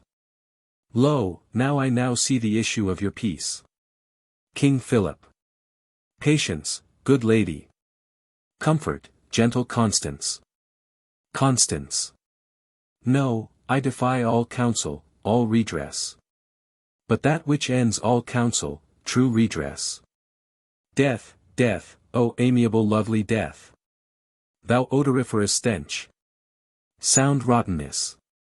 Arise forth from the couch of lasting night! Thou hate and terror to prosperity! And I will kiss thy detestable bones, and put my eyeballs in thy vaulty brows, and wring these fingers with thy household worms, and stop this gap of breath with fulsome dust, and be a carrion monster like thyself. Come, grin on me, and I will think thou smilest, and bust thee as thy wife. Misery's love! Oh, come to me, King Philip! O fair affliction, peace! Constance! No, no, I will not, having breath to cry. Oh, that my tongue were in the thunder's mouth! Then with a passion would I shake the world, and rouse from sleep that fell anatomy, which cannot hear a lady's feeble voice, which scorns a modern invocation. Cardinal Pandulph.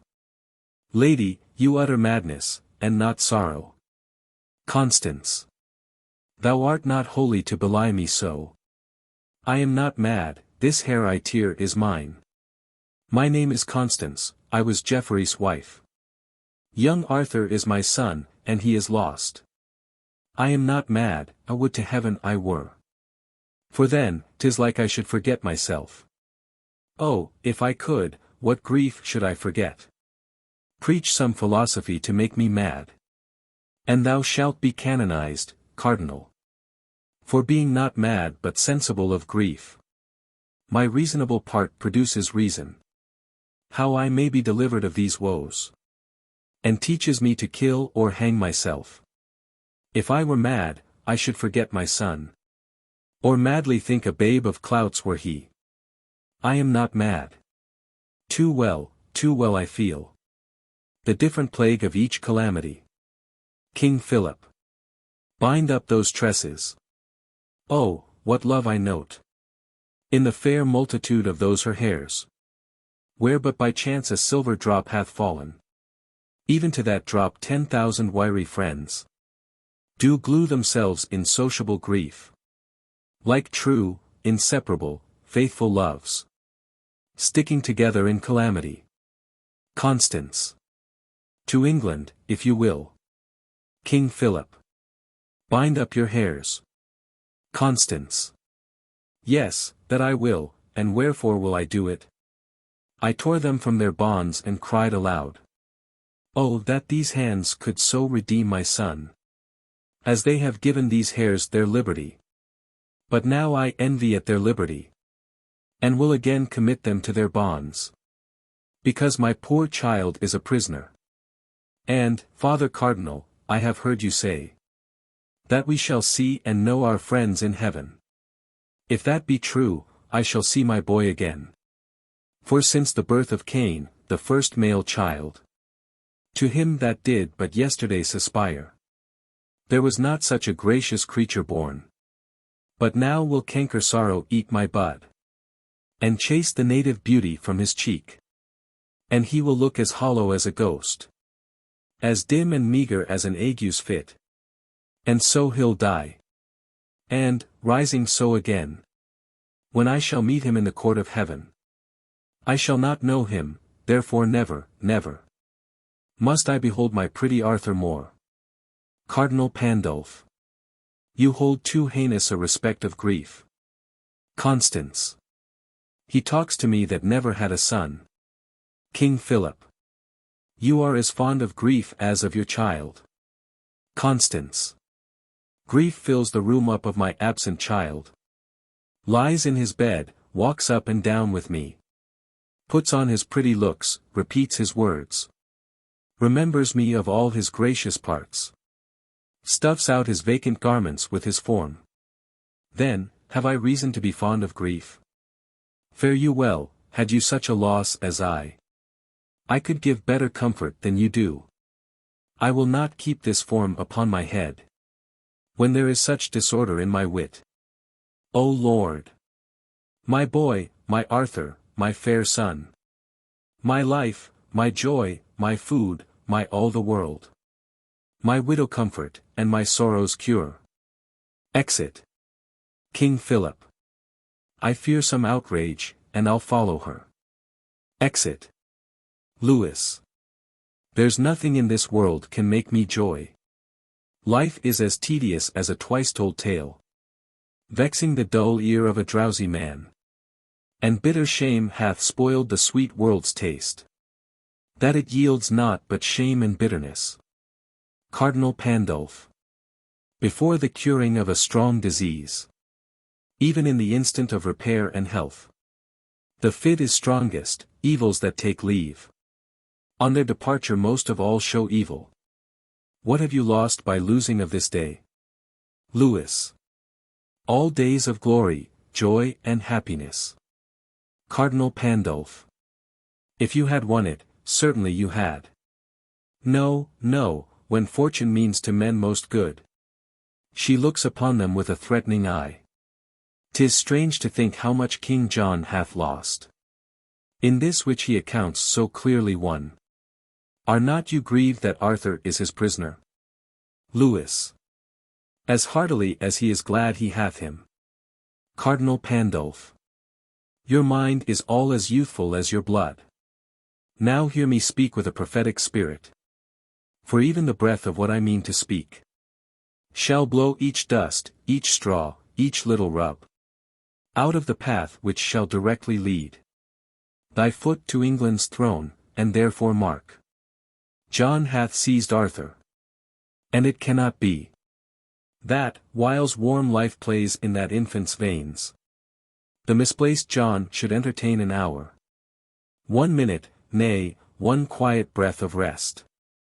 A scepter snatched with an unruly hand must be as boisterously maintained as gained.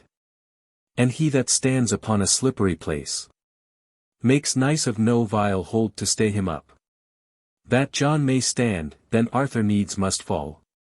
So be it, for it cannot be but so. Lewis. But what shall I gain by young Arthur's fall? Cardinal Pandulph. You, in the right of Lady Blanche your wife, may then make all the claim that Arthur did. Lewis. And lose it, life and all, as Arthur did. Cardinal Pandulph. How green you are and fresh in this old world. John lays you plots. The times conspire with you. For he that steeps his safety in true blood shall find but bloody safety and untrue. This act so evilly born shall cool the hearts of all his people and freeze up their zeal, that none so small advantage shall step forth to check his reign, but they will cherish it. No natural exhalation in the sky, no scope of nature, no distempered day, no common wind, no customed event, but they will pluck away his natural cause, and call them meteors, prodigies and signs, abortives, presages and tongues of heaven, plainly denouncing vengeance upon John. Lewis. Maybe he will not touch young Arthur's life, but hold himself safe in his prisonment. Cardinal Pandulph. Oh, sir, when he shall hear of your approach, if that young Arthur be not gone already, even at that news he dies. And then the hearts of all his people shall revolt from him, and kiss the lips of unacquainted change, and pick strong matter of revolt and wrath out of the bloody fingers ends of John. Methinks I see this hurly all on foot. And, oh, what better matter breeds for you than I have named?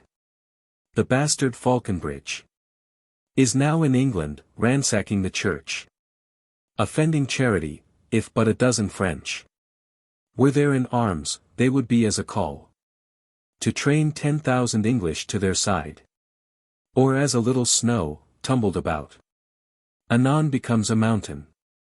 O noble Dauphin, go with me to the king. 'Tis wonderful what may be wrought out of their discontent, now that their souls are topfull of offence.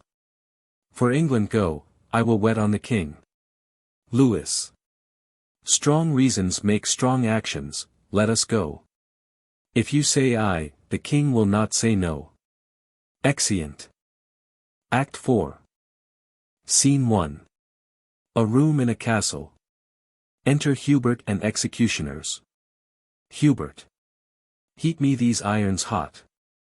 And look thou stand within the arras, when I strike my foot upon the bosom of the ground, rush forth, and bind the boy which you shall find with me fast to the chair. Be heedful, hence, and watch. First executioner. I hope your warrant will bear out the deed. Hubert. Uncleanly scruples. Fear not you, look to't. Exeunt executioners. Young lad, come forth, I have to say with you. Enter Arthur. Arthur. Good morrow, Hubert. Hubert. Good morrow, little prince. Arthur. As little prince, having so great a title. To be more prince, as may be. You are sad. Hubert. Indeed, I have been merrier. Arthur. Mercy on me. Methinks no body should be sad but I. Yet, I remember, when I was in France. Young gentlemen would be as sad as night. Only for wantonness. By my Christendom. So I were out of prison and kept sheep. I should be as merry as the day is long. And so I would be here, but that I doubt. My uncle practices more harm to me. He is afraid of me and I of him. Is it my fault that I was Geoffrey's son? No, indeed, is't not, and I would to heaven I were your son, so you would love me, Hubert. Hubert. Aside, if I talk to him, with his innocent prate, he will awake my mercy which lies dead. Therefore I will be sudden and dispatch. Arthur. Are you sick, Hubert? You look pale today. In sooth, I would you were a little sick. That I might sit all night and watch with you. I warrant I love you more than you do me. Hubert. Aside, his words do take possession of my bosom. Read here, young Arthur. Showing a paper. Aside. How now, foolish room. Turning despidious torture out of door. I must be brief, lest resolution drop out at mine eyes in tender womanish tears. Can you not read it? Is it not fair writ? Arthur. Too fairly, Hubert, for so foul effect. Must you with hot irons burn out both mine eyes? Hubert. Young boy, I must. Arthur. And will you? Hubert. And I will. Arthur. Have you the heart? When your head did but ache, I knit my handkerchief about your brows. The best I had, a princess wrought at me. And I did never ask it you again. And with my hand at midnight held your head.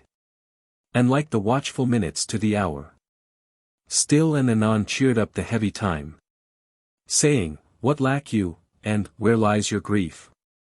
Or, what good love may I perform for you? Many a poor man's son would have leaned still, and ne'er have spoke a loving word to you. But you at your sick service had a prince. Nay, you may think my love was crafty love, and call it cunning, do, and if you will. If heaven be pleased that you must use me ill, why then you must. Will you put out mine eyes? These eyes that never did nor never shall so much as frown on you. Hubert. I have sworn to do it. And with hot irons must I burn them out. Arthur. Ah, none but in this iron age would do it. The iron of itself, though heat red hot, approaching near these eyes, would drink my tears, and quench his fiery indignation, even in the matter of mine innocence. Nay, after that, consume away in rust. But for containing fire to harm mine eye, are you more stubborn hard than hammered iron? And if an angel should have come to me, and told me Hubert should put out mine eyes, I would not have believed him, no tongue but Hubert's. Hubert. Come forth. Stamps. Re-enter executioners, with a cord, irons, and see. Do as I bid you do. Arthur. Oh, save me, Hubert, save me. My eyes are out. Even with the fierce looks of these bloody men. Hubert. Give me the iron, I say, and bind him here. Arthur. Alas, what need you be so boisterous rough? I will not struggle, I will stand stone still. For heaven's sake, Hubert, let me not be bound. Nay, hear me, Hubert, drive these men away. And I will sit as quiet as a lamb. I will not stir, nor wince, nor speak a word. Nor look upon the iron angrily.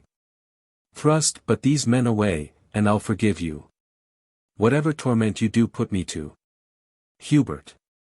Go, stand within, let me alone with him. First Executioner. I am best pleased to be from such a deed. Exeunt executioners. Arthur. Alas, I then have chid away my friend. He hath a stern look, but a gentle heart. Let him come back, that his compassion may give life to yours. Hubert. Come, boy, prepare yourself. Arthur. Is there no remedy? Hubert. None, but to lose your eyes. Arthur.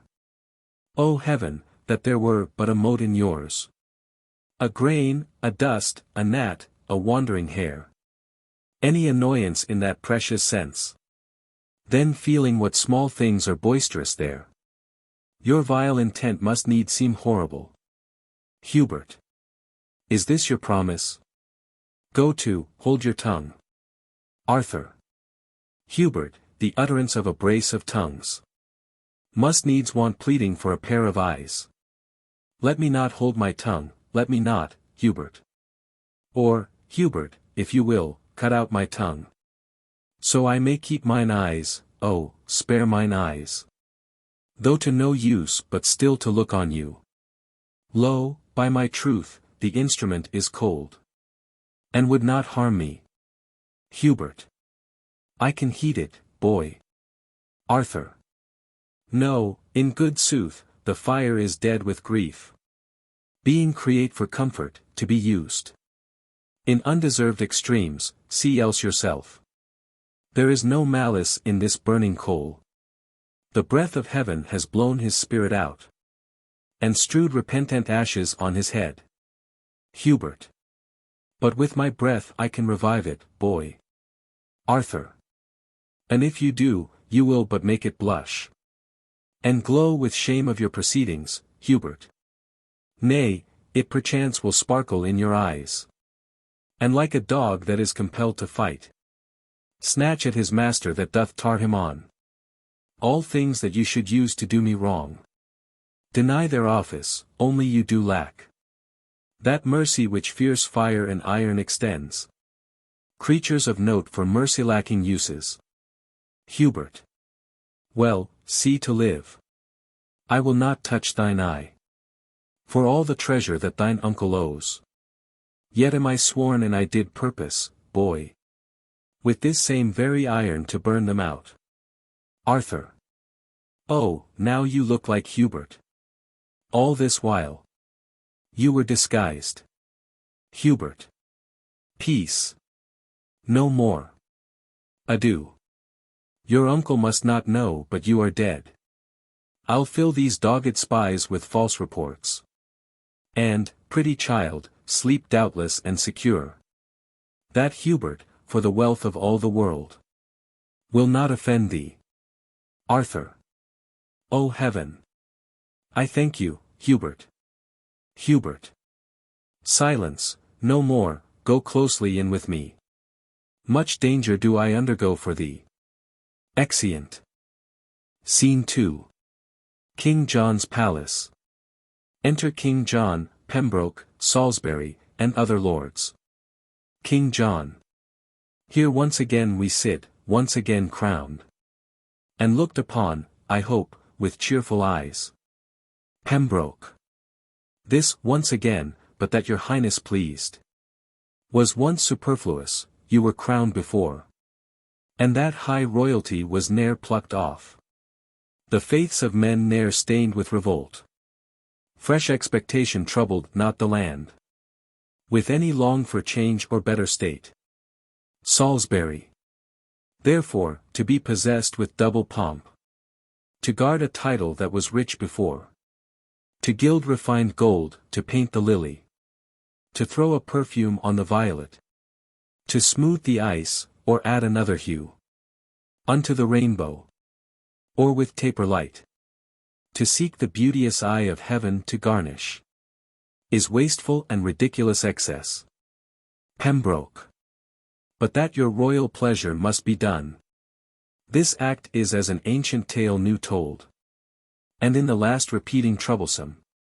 Being urged at a time unseasonable. Salisbury. In this the antique and well-noted face. Of plain old form is much disfigured. And, like a shifted wind unto a sail. It makes the course of thoughts to fetch about. Startles and frights consideration. Makes sound opinion sick and truth suspected. For putting on so new a fashioned robe. Pembroke. When workmen strive to do better than well. They do confound their skill in covetousness. And oftentimes excusing of a fault. Doth make the fault the worse by the excuse. As patches set upon a little breach. Discredit more in hiding of the fault.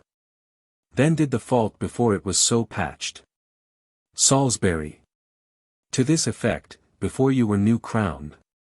We breathed our counsel, but it pleased your highness. To overbear it, and we are all well pleased. Since all and every part of what we would. Doth make a stand at what your highness will. King John. Some reasons of this double coronation. I have possessed you with and think them strong. And more strong, than lesser is my fear.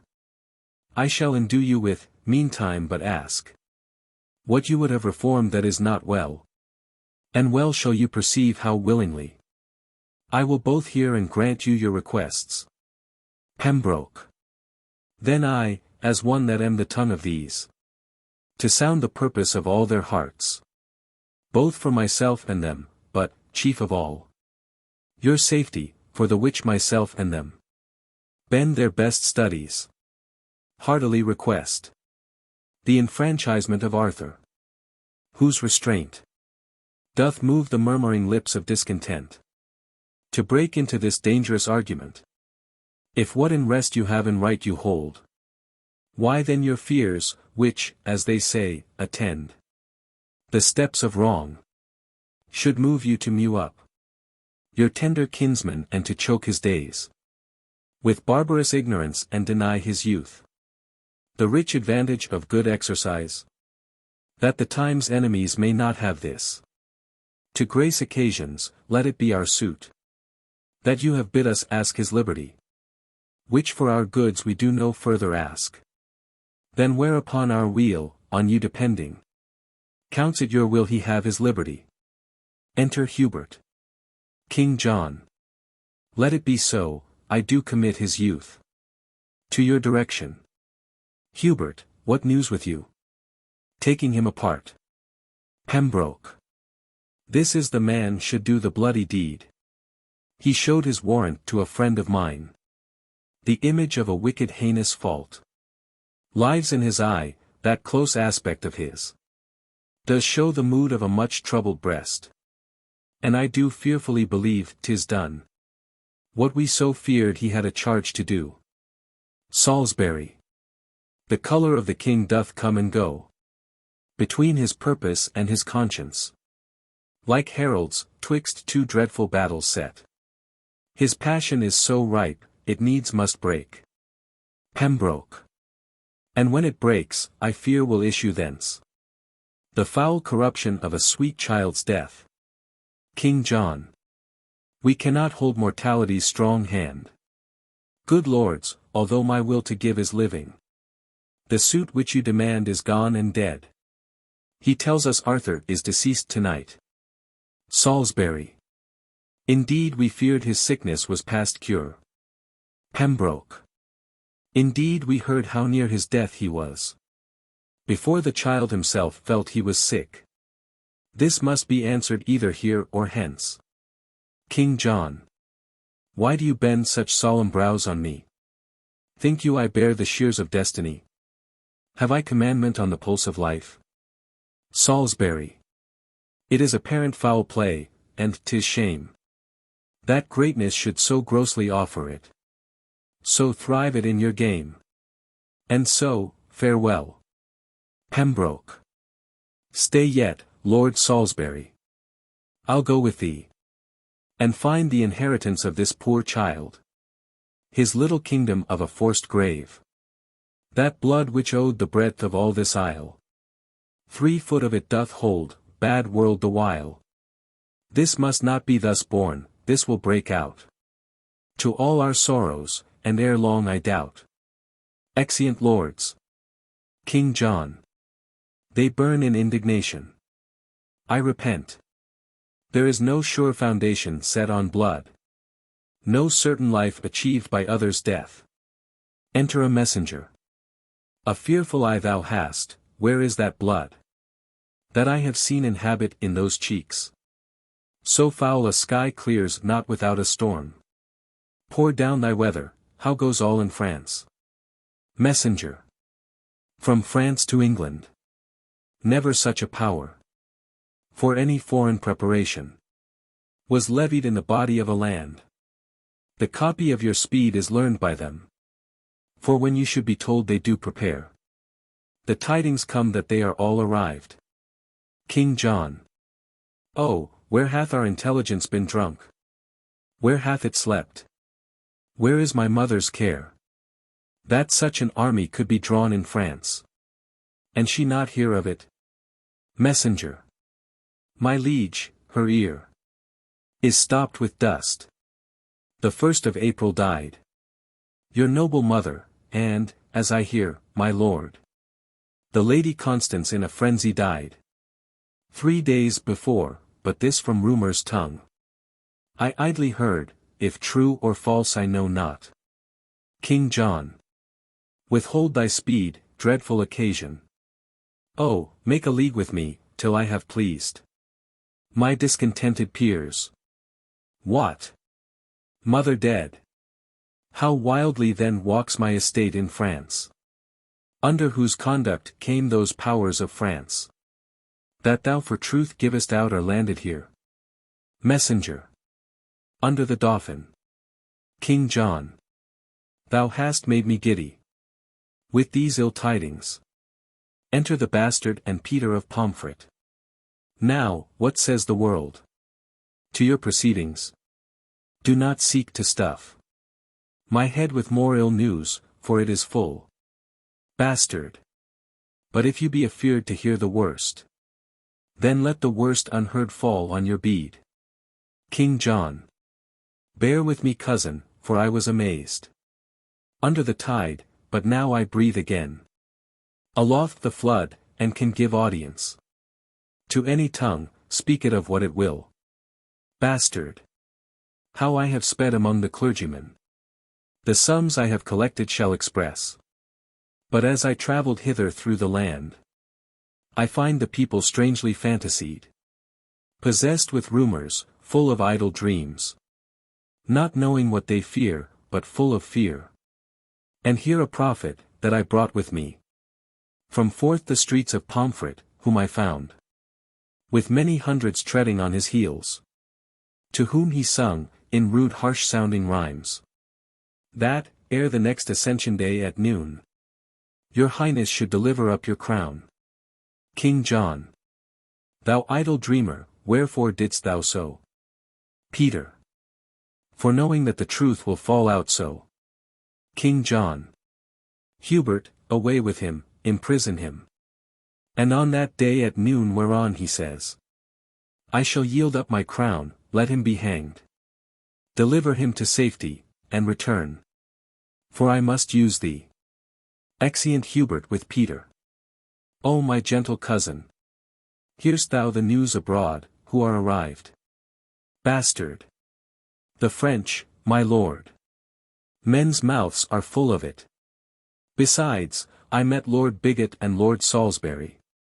With eyes as red as new enkindled fire.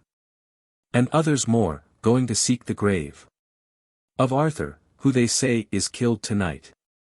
On your suggestion, King John, gentle kinsman, go and thrust thyself into their companies. I have a way to win their loves again. Bring them before me. Bastard. I will seek them out. King John.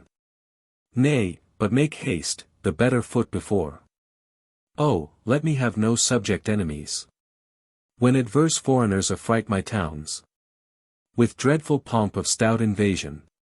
Be Mercury, set feathers to thy heels, and fly like thought from them to me again. Bastard. The spirit of the time shall teach me speed. Exit. King John spoke like a spriteful noble gentleman. Go after him, for he perhaps shall need some messenger betwixt me and the peers. And be thou he. Messenger.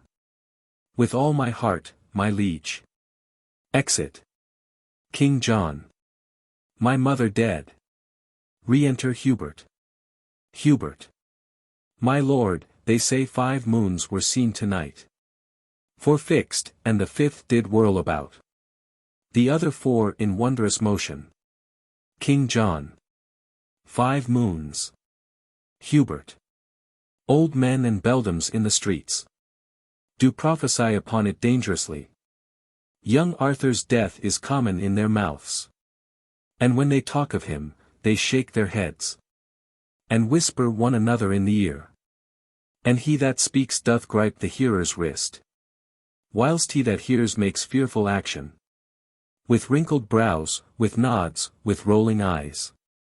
I saw a smith stand with his hammer, thus. The whilst his iron did on the anvil cool. With open mouth swallowing a tailor's news. Who, with his shears and measure in his hand, standing on slippers, which his nimble haste had falsely thrust upon contrary feet, told of a many thousand warlike French that were embatailed and ranked in Kent. Another lean unwashed artificer cuts off his tail and talks of Arthur's death. King John. Why seek'st thou to possess me with these fears? Why urgest thou so oft young Arthur's death? Thy hand hath murdered him, I had a mighty cause to wish him dead, but thou hadst none to kill him. Hubert. No had, my lord. Why, did you not provoke me? King John. It is the curse of kings to be attended by slaves that take their humours for a warrant, to break within the bloody house of life, and on the winking of authority, to understand a law, to know the meaning of dangerous majesty, when perchance it frowns more upon humour than advised respect. Hubert. Here is your hand and seal for what I did. King John. Oh, when the last account twixt heaven and earth is to be made, then shall this hand and seal witness against us to damnation. How oft the sight of means to do ill deeds make deeds ill done. Hadst not thou been by a fellow by the hand of nature marked, quoted and signed to do a deed of shame, this murder had not come into my mind. But taking note of thy abhorred aspect, finding thee fit for bloody villainy, apt, liable to be employed in danger, I faintly broke with thee of Arthur's death. And thou, to be endeared to a king, made it no conscience to destroy a prince. Hubert. My lord. King John. Hadst thou but shook thy head or made a pause, when I spake darkly what I purposed, or turned an eye of doubt upon my face, as bid me tell my tale in express words, deep shame had struck me dumb, made me break off. And those thy fears might have wrought fears in me. But thou didst understand me by my signs, and didst in signs again parley with sin. Yea, without stop, didst let thy heart consent, and consequently thy rude hand to act the deed, which both our tongues held vile to name. Out of my sight, and never see me more. My nobles leave me. And my state is braved. Even at my gates, with ranks of foreign powers. Nay, in the body of this fleshly land. This kingdom, this confine of blood and breath. Hostility and civil tumult reigns. Between my conscience and my cousin's death. Hubert. Arm you against your other enemies. I'll make a peace between your soul and you. Young Arthur is alive, this hand of mine. Is yet a maiden and an innocent hand. Not painted with the crimson spots of blood. Within this bosom never entered yet the dreadful motion of a murderous thought. And you have slandered nature in my form. Which, howsoever rude exteriorly, is yet the cover of a fairer mind. Than to be butcher of an innocent child. King John. Doth Arthur live? Oh, haste thee to the peers. Throw this report on their incensed rage. And make them tame to their obedience. Forgive the comment that my passion made. Upon thy feature. For my rage was blind. And foul imaginary eyes of blood. Presented thee more hideous than thou art. Oh, answer not, but to my closet bring. The angry lords with all expedient haste. I conjure thee but slowly, run more fast. Exeunt. Scene 3. Before the castle. Enter Arthur, on the walls. Arthur. The wall is high, and yet will I leap down.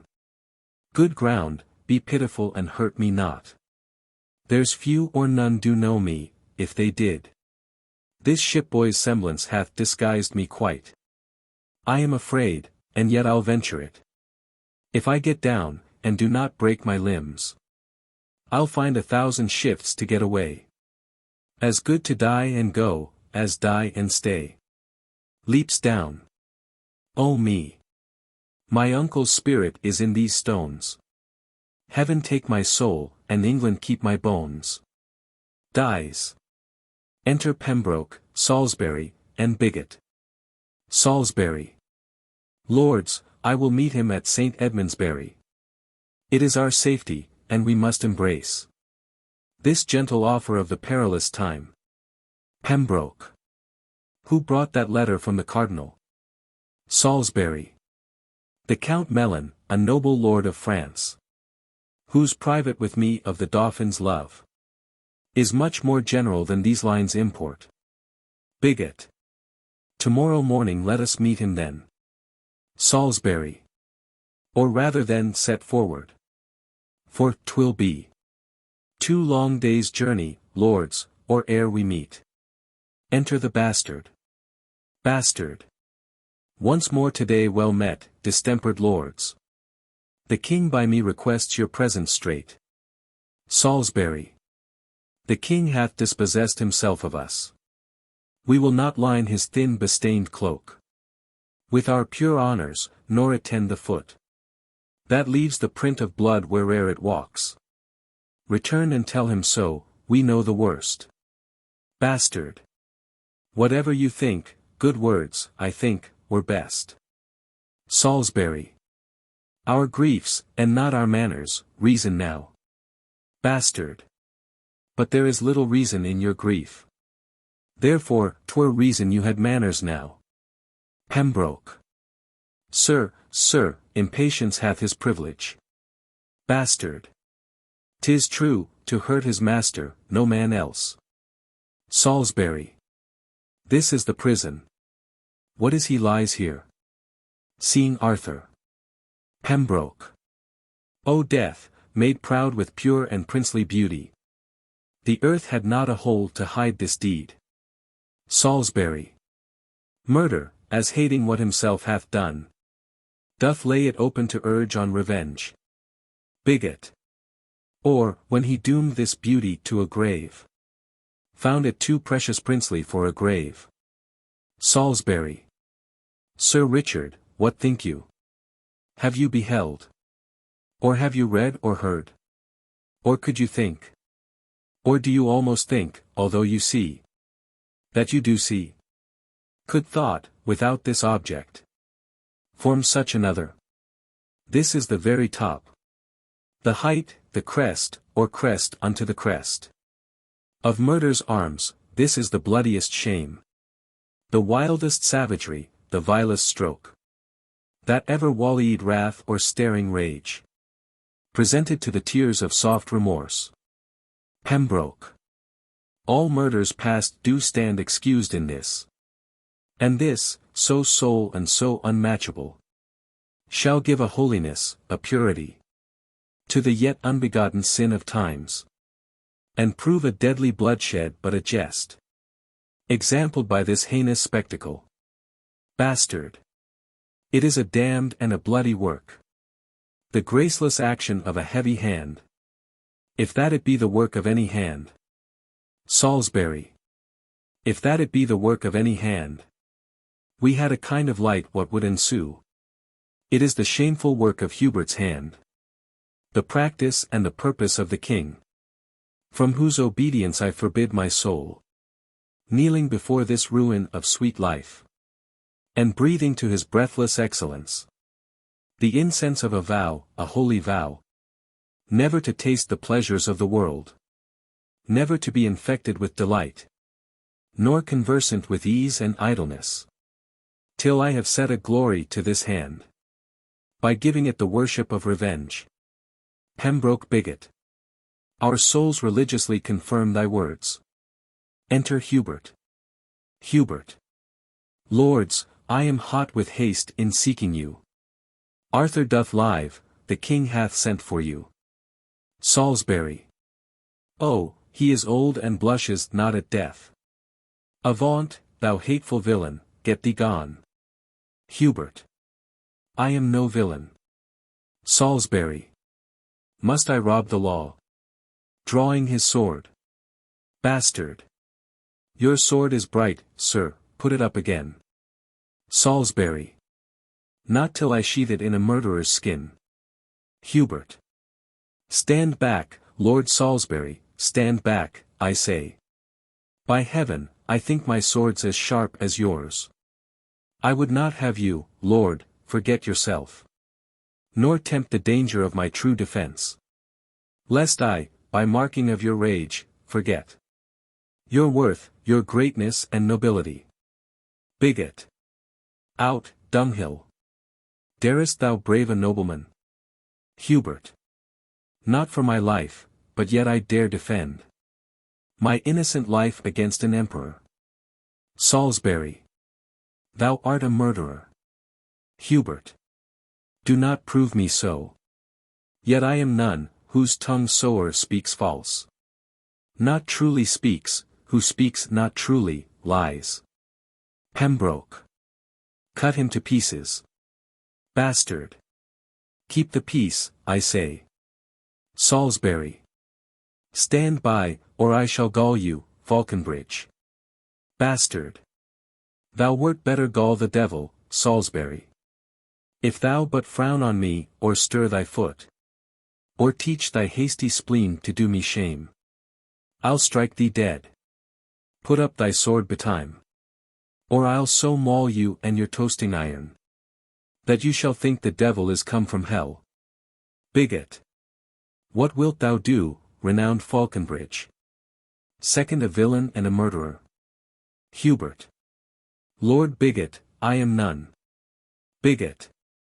Who killed this prince? Hubert. 'Tis not an hour since I left him well. I honored him, I loved him, and will weep my date of life out for his sweet life's loss. Salisbury. Trust not those cunning waters of his eyes. For villainy is not without such room. And he, long traded in it, makes it seem like rivers of remorse and innocency. Away with me, all you whose souls abhor the uncleanly savours of a slaughter-house. For I am stifled with this smell of sin. Bigot. Away toward Bury, to the Dauphin there. Pembroke. There tell the king he may inquire us out. Exeunt lords. Bastard. Here's a good world. Knew you of this fair work? Beyond the infinite and boundless reach of mercy, if thou didst this deed of death. Art thou damned, Hubert. Hubert. Do but hear me, sir. Bastard. Ha! I'll tell thee what. Thou art damned as black, nay, nothing is so black. Thou art more deep damned than Prince Lucifer. There is not yet so ugly a fiend of hell as thou shalt be, if thou didst kill this child. Hubert. Upon my soul. Bastard. If thou didst but consent to this most cruel act, do but despair. And if thou want'st a cord, the smallest thread that ever spider twisted from her womb will serve to strangle thee, a rush will be a beam to hang thee on. Or wouldst thou drown thyself? Put but a little water in a spoon, and it shall be as all the ocean, enough to stifle such a villain up. I do suspect thee very grievously, Hubert. If I in act, consent, or sin of thought be guilty of the stealing that sweet breath which was embounded in this beauteous clay, let hell want pains enough to torture me. I left him well. Bastard. Go, bear him in thine arms. I am amazed, methinks, and lose my way among the thorns and dangers of this world. How easy dost thou take all England up from forth this morsel of dead royalty. The life, the right and truth of all this realm is fled to heaven. And England now is left to tug and scamble and to part by the teeth. The unwed interest of proud swelling state. Now for the bare-picked bone of majesty. Doth dogged war bristle his angry crest, and snarleth in the gentle eyes of peace.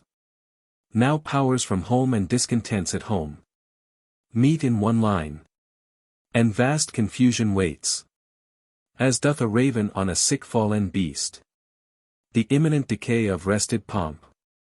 Now happy he whose cloak and cincture can hold out this tempest. Bear away that child, and follow me with speed, I'll to the king. 1,000 businesses are brief in hand, and heaven itself doth frown upon the land. Exeunt. Act 5. Scene 1. King John's Palace. Enter King John, Cardinal Pandulph, and attendants. King John.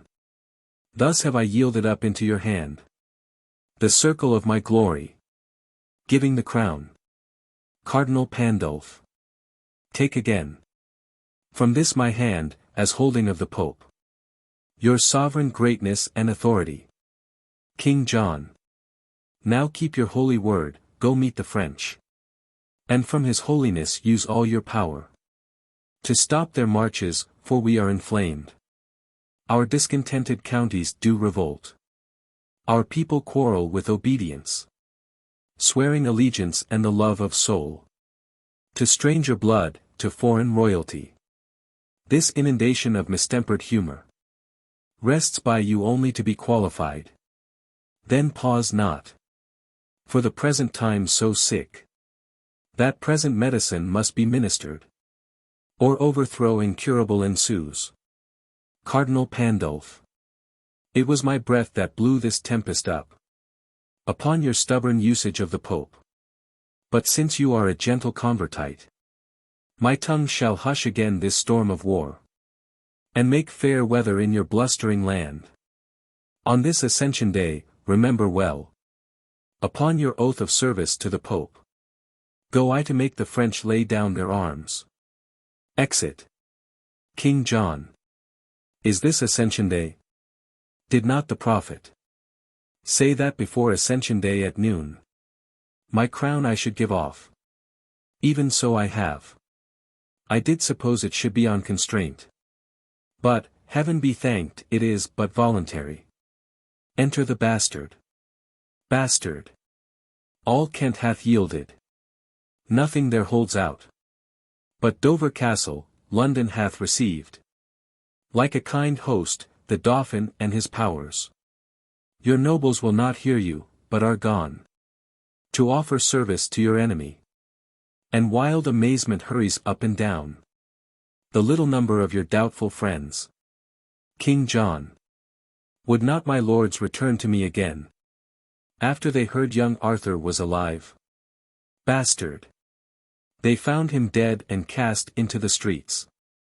An empty casket, where the jewel of life, by some damned hand was robbed and ta'en away. King John. That villain Hubert told me he did live. Bastard. So, on my soul, he did, for aught he knew. But wherefore do you droop? Why look you sad? Be great in act, as you have been in thought. Let not the world see fear and sad distrust. Govern the motion of a kingly eye. Be stirring as the time, be fire with fire. Threaten the threatener and outface the brow of bragging horror, so shall inferior eyes, that borrow their behaviors from the great, grow great by your example and put on the dauntless spirit of resolution. Away, and glister like the god of war, when he intendeth to become the field. Show boldness and aspiring confidence. What, shall they seek the lion in his den, and fright him there, and make him tremble there? Oh, let it not be said, forage, and run to meet displeasure farther from the doors, and grapple with him ere he comes so nigh. King John. The legate of the Pope hath been with me, and I have made a happy peace with him. And he hath promised to dismiss the powers, led by the Dauphin. Bastard. O inglorious league! Shall we, upon the footing of our land, send fair play orders and make compromise, insinuation, parley and base truce, to arms invasive? Shall a beardless boy, a cockered silken wanton, brave our fields, and flesh his spirit in a warlike soil, mocking the air with colours idly spread, and find no check? Let us, my liege, to arms. Perchance the cardinal cannot make your peace. Or if he do, let it at least be said, they saw we had a purpose of defence. King John. Have thou the ordering of this present time? Bastard. Away, then, with good courage. Yet, I know, our party may well meet a prouder foe. Exeunt. Scene 2. Lewis' camp at St. Edmundsbury. Enter, in arms, Lewis, Salisbury, Melon, Pembroke, Bigot, and soldiers. Lewis. My Lord Melon, let this be copied out, and keep it safe for our remembrance. Return the precedent to these lords again, that, having our fair order written down, both they and we, perusing o'er these notes, may know wherefore we took the sacrament, and keep our faiths firm and inviolable. Salisbury. Upon our sides it never shall be broken. And, noble Dauphin, albeit we swear a voluntary zeal and an unurged faith to your proceedings, yet believe me, Prince, I am not glad that such a sore of time should seek a plaster by contemned revolt, and heal the inveterate canker of one wound by making many. Oh, it grieves my soul that I must draw this metal from my side to be a widow-maker. Oh, and there, where honourable rescue and defence cries out upon the name of Salisbury. But such is the infection of the time, that, for the health and physic of our right, we cannot deal but with the very hand of stern injustice and confused wrong. And is not pity, O my grieved friends, that we, the sons and children of this isle, were born to see so sad an hour as this, wherein we step after a stranger march upon her gentle bosom, and fill up her enemies' ranks. I must withdraw and weep upon the spot of this enforced cause, to grace the gentry of a land remote, and follow unacquainted colours here. What, here? O nation, that thou couldst remove that Neptune's arms, who clippeth thee about, would bear thee from the knowledge of thyself, and grapple thee unto a pagan shore. where these two Christian armies might combine the blood of malice in a vein of league, and not to spend it so unneighborly. Lewis. A noble temper dost thou show in this, and great affections wrestling in thy bosom doth make an earthquake of nobility. Oh, what a noble combat hast thou fought, between compulsion and a brave respect. Let me wipe off this honorable dew, that silverly doth progress on thy cheeks. My heart hath melted at a lady's tears, being an ordinary inundation. But this effusion of such manly drops, this shower, blown up by tempest of the soul, startles mine eyes, and makes me more amazed than had I seen the vaulty top of heaven, figured quite o'er with burning meteors. Lift up thy brow, renowned Salisbury, and with a great heart heave away the storm. Commend these waters to those baby eyes, that never saw the giant world enraged, nor met with fortune other than at feasts, full of warm blood, of mirth, of gossiping. Come, come, for thou shalt thrust thy hand as deep into the purse of rich prosperity as Lewis himself, so, nobles, shall you all that knit your sinews to the strength of mine. And even there, methinks, an angel spake. Enter Cardinal Pandulph. Look, where the holy legate comes apace, to give us warrant from the hand of heaven, and on our actions set the name of right, with holy breath. Cardinal Pandulph. Hail, noble Prince of France. The next is this: King John hath reconciled himself to Rome. His spirit is come in, that so stood out against the Holy Church, the great metropolis and see of Rome.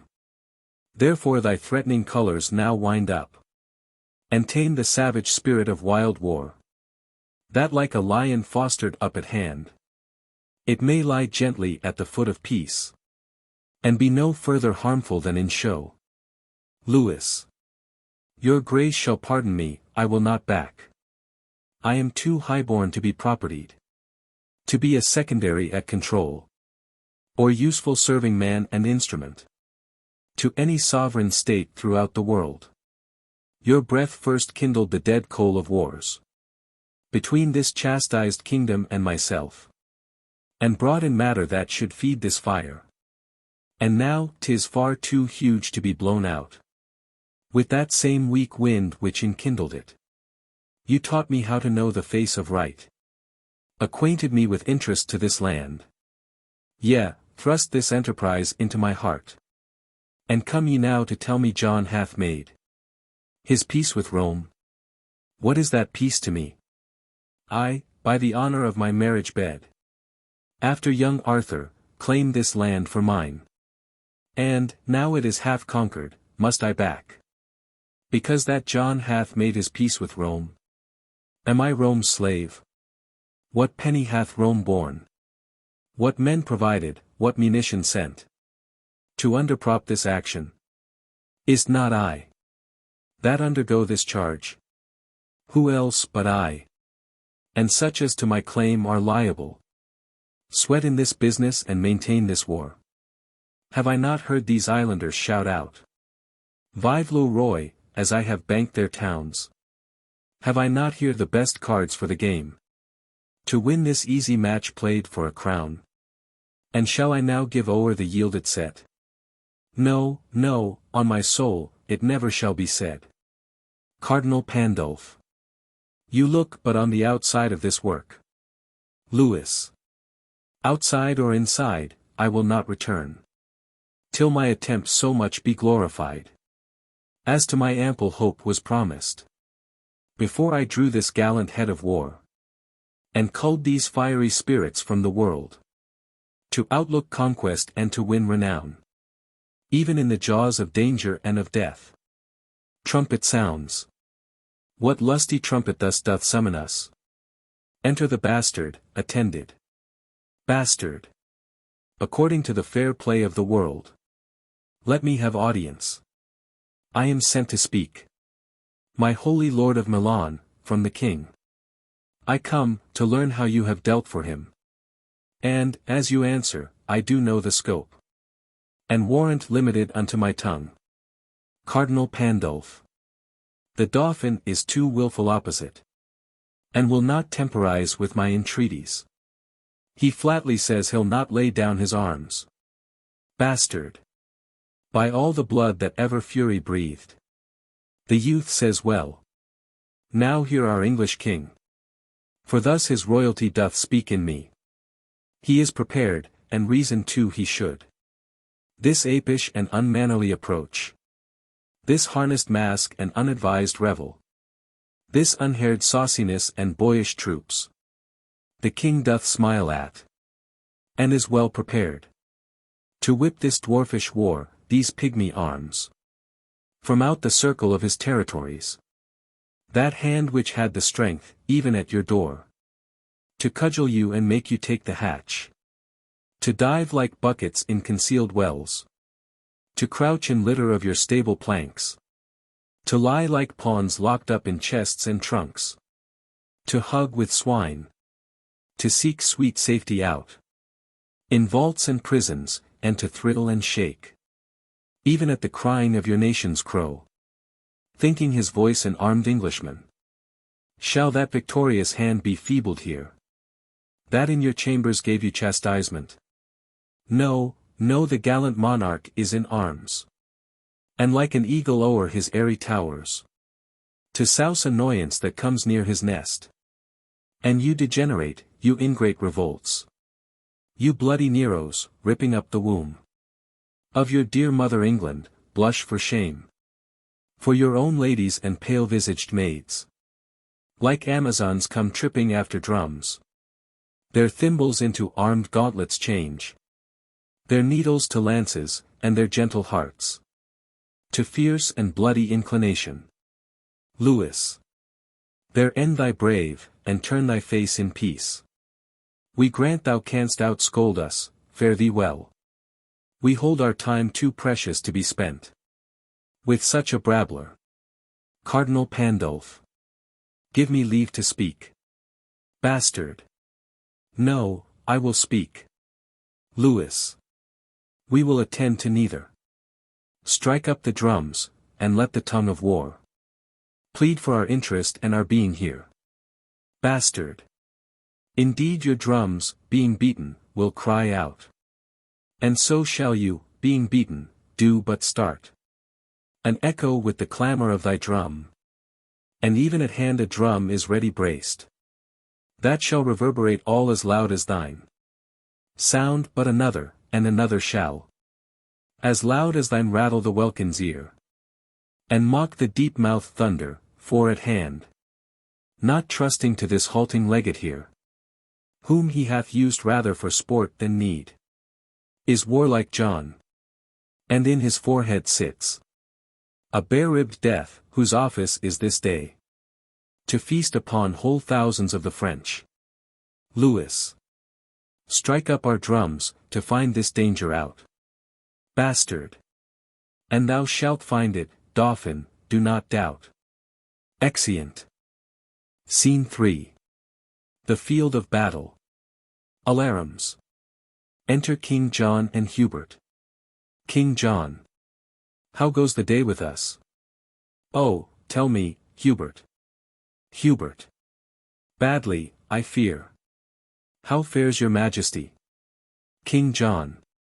This fever, that hath troubled me so long, lies heavy on me. Oh, my heart is sick. Enter a messenger. Messenger. My lord, your valiant kinsman, Falconbridge, desires your Majesty to leave the field. And send him word by me which way you go. King John. Tell him, toward Swinstead, to the abbey there. Messenger. Be of good comfort, for the great supply that was expected by the Dauphin here are wrecked 3 nights ago on Goodwin Sands. This news was brought to Richard, but even now the French fight coldly, and retire themselves. King John. Ay me. This tyrant fever burns me up. And will not let me welcome this good news.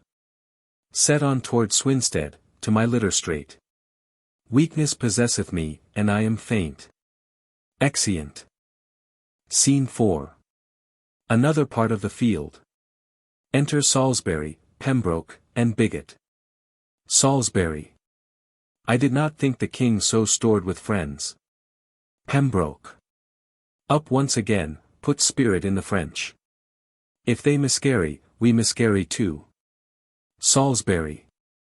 That misbegotten devil, Falconbridge. In spite of spite, alone upholds the day. Pembroke. They say King John sore sick hath left the field. Enter Melon, wounded. Melon. Lead me to the revolts of England here. Salisbury. When we were happy we had other names. Pembroke. It is the Count Melon. Salisbury. Wounded to death. Melon.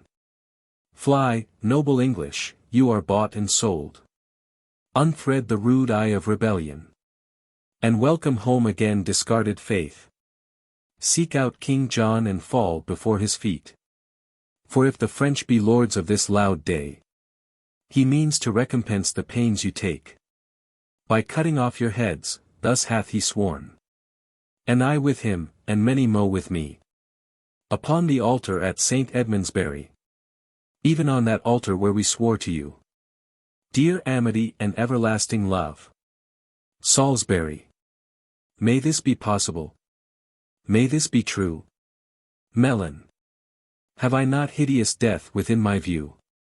Retaining but a quantity of life, which bleeds away, even as a form of wax. Resolveth from his figure, gainst the fire. What in the world should make me now deceive? Since I must lose the use of all deceit. Why should I then be false, since it is true? That I must die here and live hence by truth. I say again, if Lewis do win the day, he is forsworn, if e'er those eyes of yours behold another day break in the east.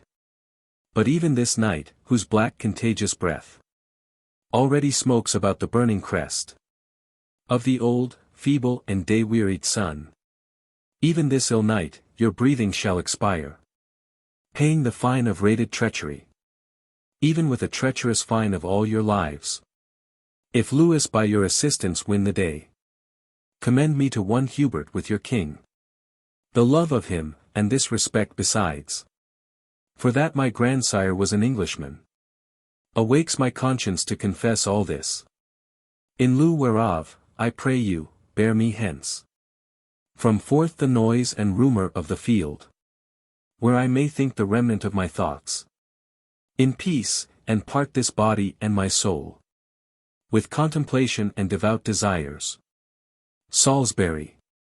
We do believe thee, and beshrew my soul. But I do love the favour and the form of this most fair occasion, by the which we will untread the steps of damned flight, and like a baited and retired flood, leaving our rankness and irregular course, stoop low within those bounds we have o'erlooked, and cabby run on in obedience, even to our ocean, to our great King John. My arm shall give thee help to bear thee hence. For I do see the cruel pangs of death right in thine eye. Away, my friends. New flight.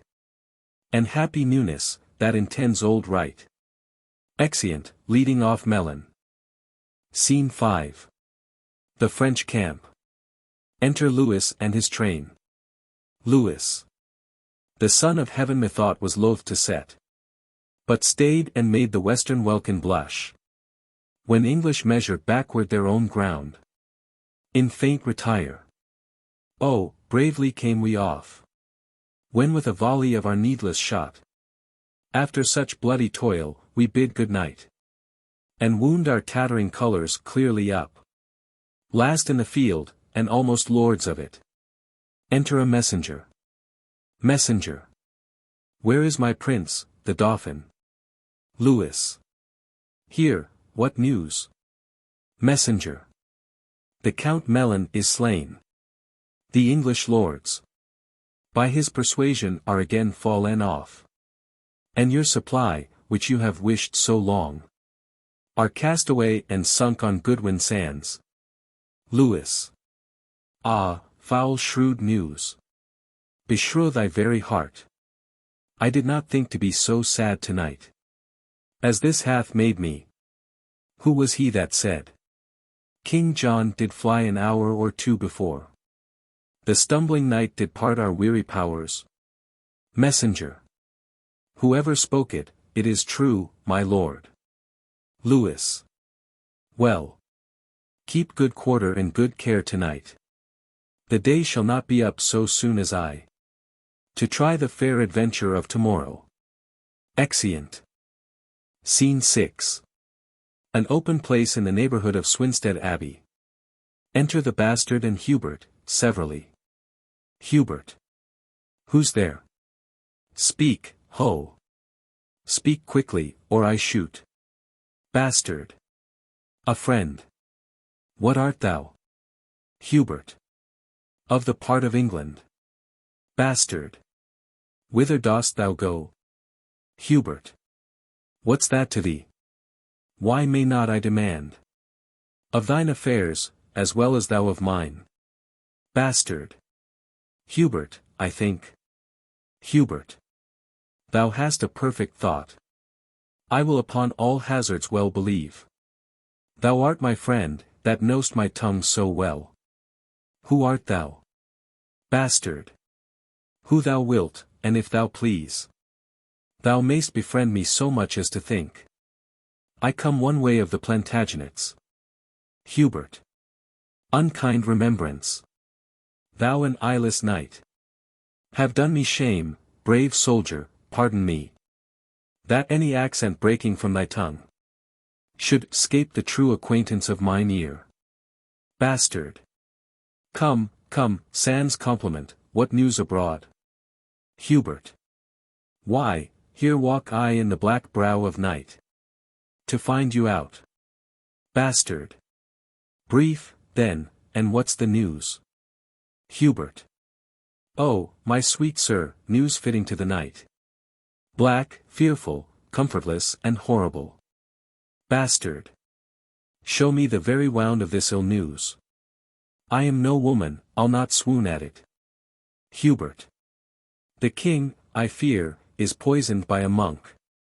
I left him almost speechless, and broke out to acquaint you with this evil, that you might the better arm you to the sudden time, than if you had at leisure known of this. Bastard. How did he take it? Who did taste to him? Hubert. A monk, I tell you. A resolved villain, whose bowels suddenly burst out, the king yet speaks and peradventure may recover. Bastard. Who didst thou leave to tend his majesty? Hubert. Why, know you not? The lords are all come back, and brought Prince Henry in their company, at whose request the king hath pardoned them. And they are all about his majesty. Bastard. Withhold thine indignation, mighty heaven, and tempt us not to bear above our power. I'll tell tree, Hubert, hath my power this night. Passing these flats, are taken by the tide. These Lincoln washes have devoured them. Myself, well mounted, hardly have escaped. Away before, conduct me to the king. I doubt he will be dead or ere I come. Exeunt. Scene 7. The orchard in Swinstead Abbey. Enter Prince Henry, Salisbury, and Bigot. Prince Henry. It is too late, the life of all his blood is touched corruptibly, and his pure brain, which some suppose the soul's frail dwelling-house, doth by the idle comments that it makes foretell the ending of mortality. Enter Pembroke. Pembroke. His Highness yet doth speak, and holds belief that, being brought into the open air, it would allay the burning quality of that fell poison which assaileth him. Prince Henry. Let him be brought into the orchard here. Doth he still rage? Exit Bigot. Pembroke. He is more patient. Then when you left him, even now he sung. Prince Henry. O vanity of sickness! Fierce extremes! In their continuance will not feel themselves. Death, having preyed upon the outward parts, leaves them invisible, and his siege is now against the mind, the which he pricks and wounds with many legions of strange fantasies. Which, in their throng and press to that last hold, confound themselves. 'Tis strange that death should sing. I am the signet to this pale faint swan, who chants a doleful hymn to his own death, and from the organ pipe of frailty sings his soul and body to their lasting rest. Salisbury. Be of good comfort, Prince, for you are born to set a form upon that indigest, which he hath left so shapeless and so rude. Enter attendants, and bigot, carrying King John in a chair. King John. Ay, Mary, now my soul hath elbow room. It would not out at windows nor at doors. There is so hot a summer in my bosom, that all my bowels crumble up to dust. I am a scribbled form, drawn with a pen upon a parchment, and against this fire do I shrink up. Prince Henry. How fares your Majesty? King John. Poisoned, ill-fare dead, forsook, cast off. And none of you will bid the winter come to thrust his icy fingers in my maw, nor let my kingdom's rivers take their course through my burned bosom, nor entreat the north to make his bleak winds kiss my parched lips, and comfort me with cold. I do not ask you much. I beg cold comfort, and you are so straight and so ingrateful, you deny me that. Prince Henry. Oh, that there were some virtue in my tears that might relieve you. King John. The salt in them is hot. Within me is a hell, and there the poison is as a fiend confined to tyrannize on unreprievable condemned blood. Enter the bastard. Bastard. Oh, I am scalded with my violent motion and spleen of speed to see your Majesty. King John. O cousin, thou art come to set mine eye. The tackle of my heart is cracked and burned, and all the shrouds wherewith my life should sail are turned to one thread, one little hair. My heart hath one poor string to stay it by, which holds but till thy news be uttered. And then all this thou sayest is but a clod and module of confounded royalty. Bastard. The Dauphin is preparing hitherward, where heaven he knows how we shall answer him. For in a night the best part of my power, as I upon advantage did remove, were in the washes all unwarily devoured by the unexpected flood. King John dies. Salisbury. You breathe these dead news in as dead an ear. My liege. My lord. But now a king, now thus. Prince Henry. Even so must I run on, and even so stop. What surety of the world, what hope, what stay? When this was now a king, and now is clay. Bastard. Art thou gone so? I do but stay behind, to do the office for thee of revenge. And then my soul shall wait on thee to heaven, as it on earth hath been thy servant still. Now, you stars that move in your right spheres, where be your powers? Show now your mended faiths, and instantly return with me again, to push destruction and perpetual shame out of the weak door of our fainting land. Straight let us seek, or straight we shall be sought. The Dauphin rages at our very heels. Salisbury. It seems you know not, then, so much as we. The Cardinal Pandulph is within at rest, who half an hour since came from the Dauphin, and brings from him such offers of our peace, as we with honor and respect may take, with purpose presently to leave this war. Bastard. He will the rather do it when he sees Ourselves well sinew to our defence. Salisbury. Nay, it is in a manner done already. For many carriages he hath dispatched to the sea-side, and put his cause and quarrel to the disposing of the cardinal, with whom yourself, myself and other lords, if you think meet, this afternoon will post, to consummate this business happily. Bastard. Let it be so, and you, my noble prince, with other princes that may best be spared, shall wait upon your father's funeral. Prince Henry. At Worcester must his body be interred, for so he willed it. Bastard. Thither shall it then.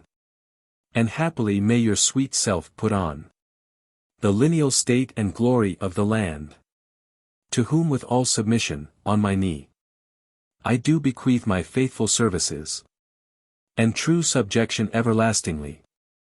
Salisbury. And the like tender of our love we make, to rest without a spot for evermore. Prince Henry. I have a kind soul that would give you thanks, and knows not how to do it but with tears. Bastard. Oh, let us pay the time but needful woe, since it hath been beforehand with our griefs. This England never did, nor never shall, lie at the proud foot of a conqueror, but when it first did help to wound itself. Now these her princes are come home again, come the three corners of the world in arms, and we shall shock them. Naught shall make us rue, if England to itself do rest but true. Exeunt.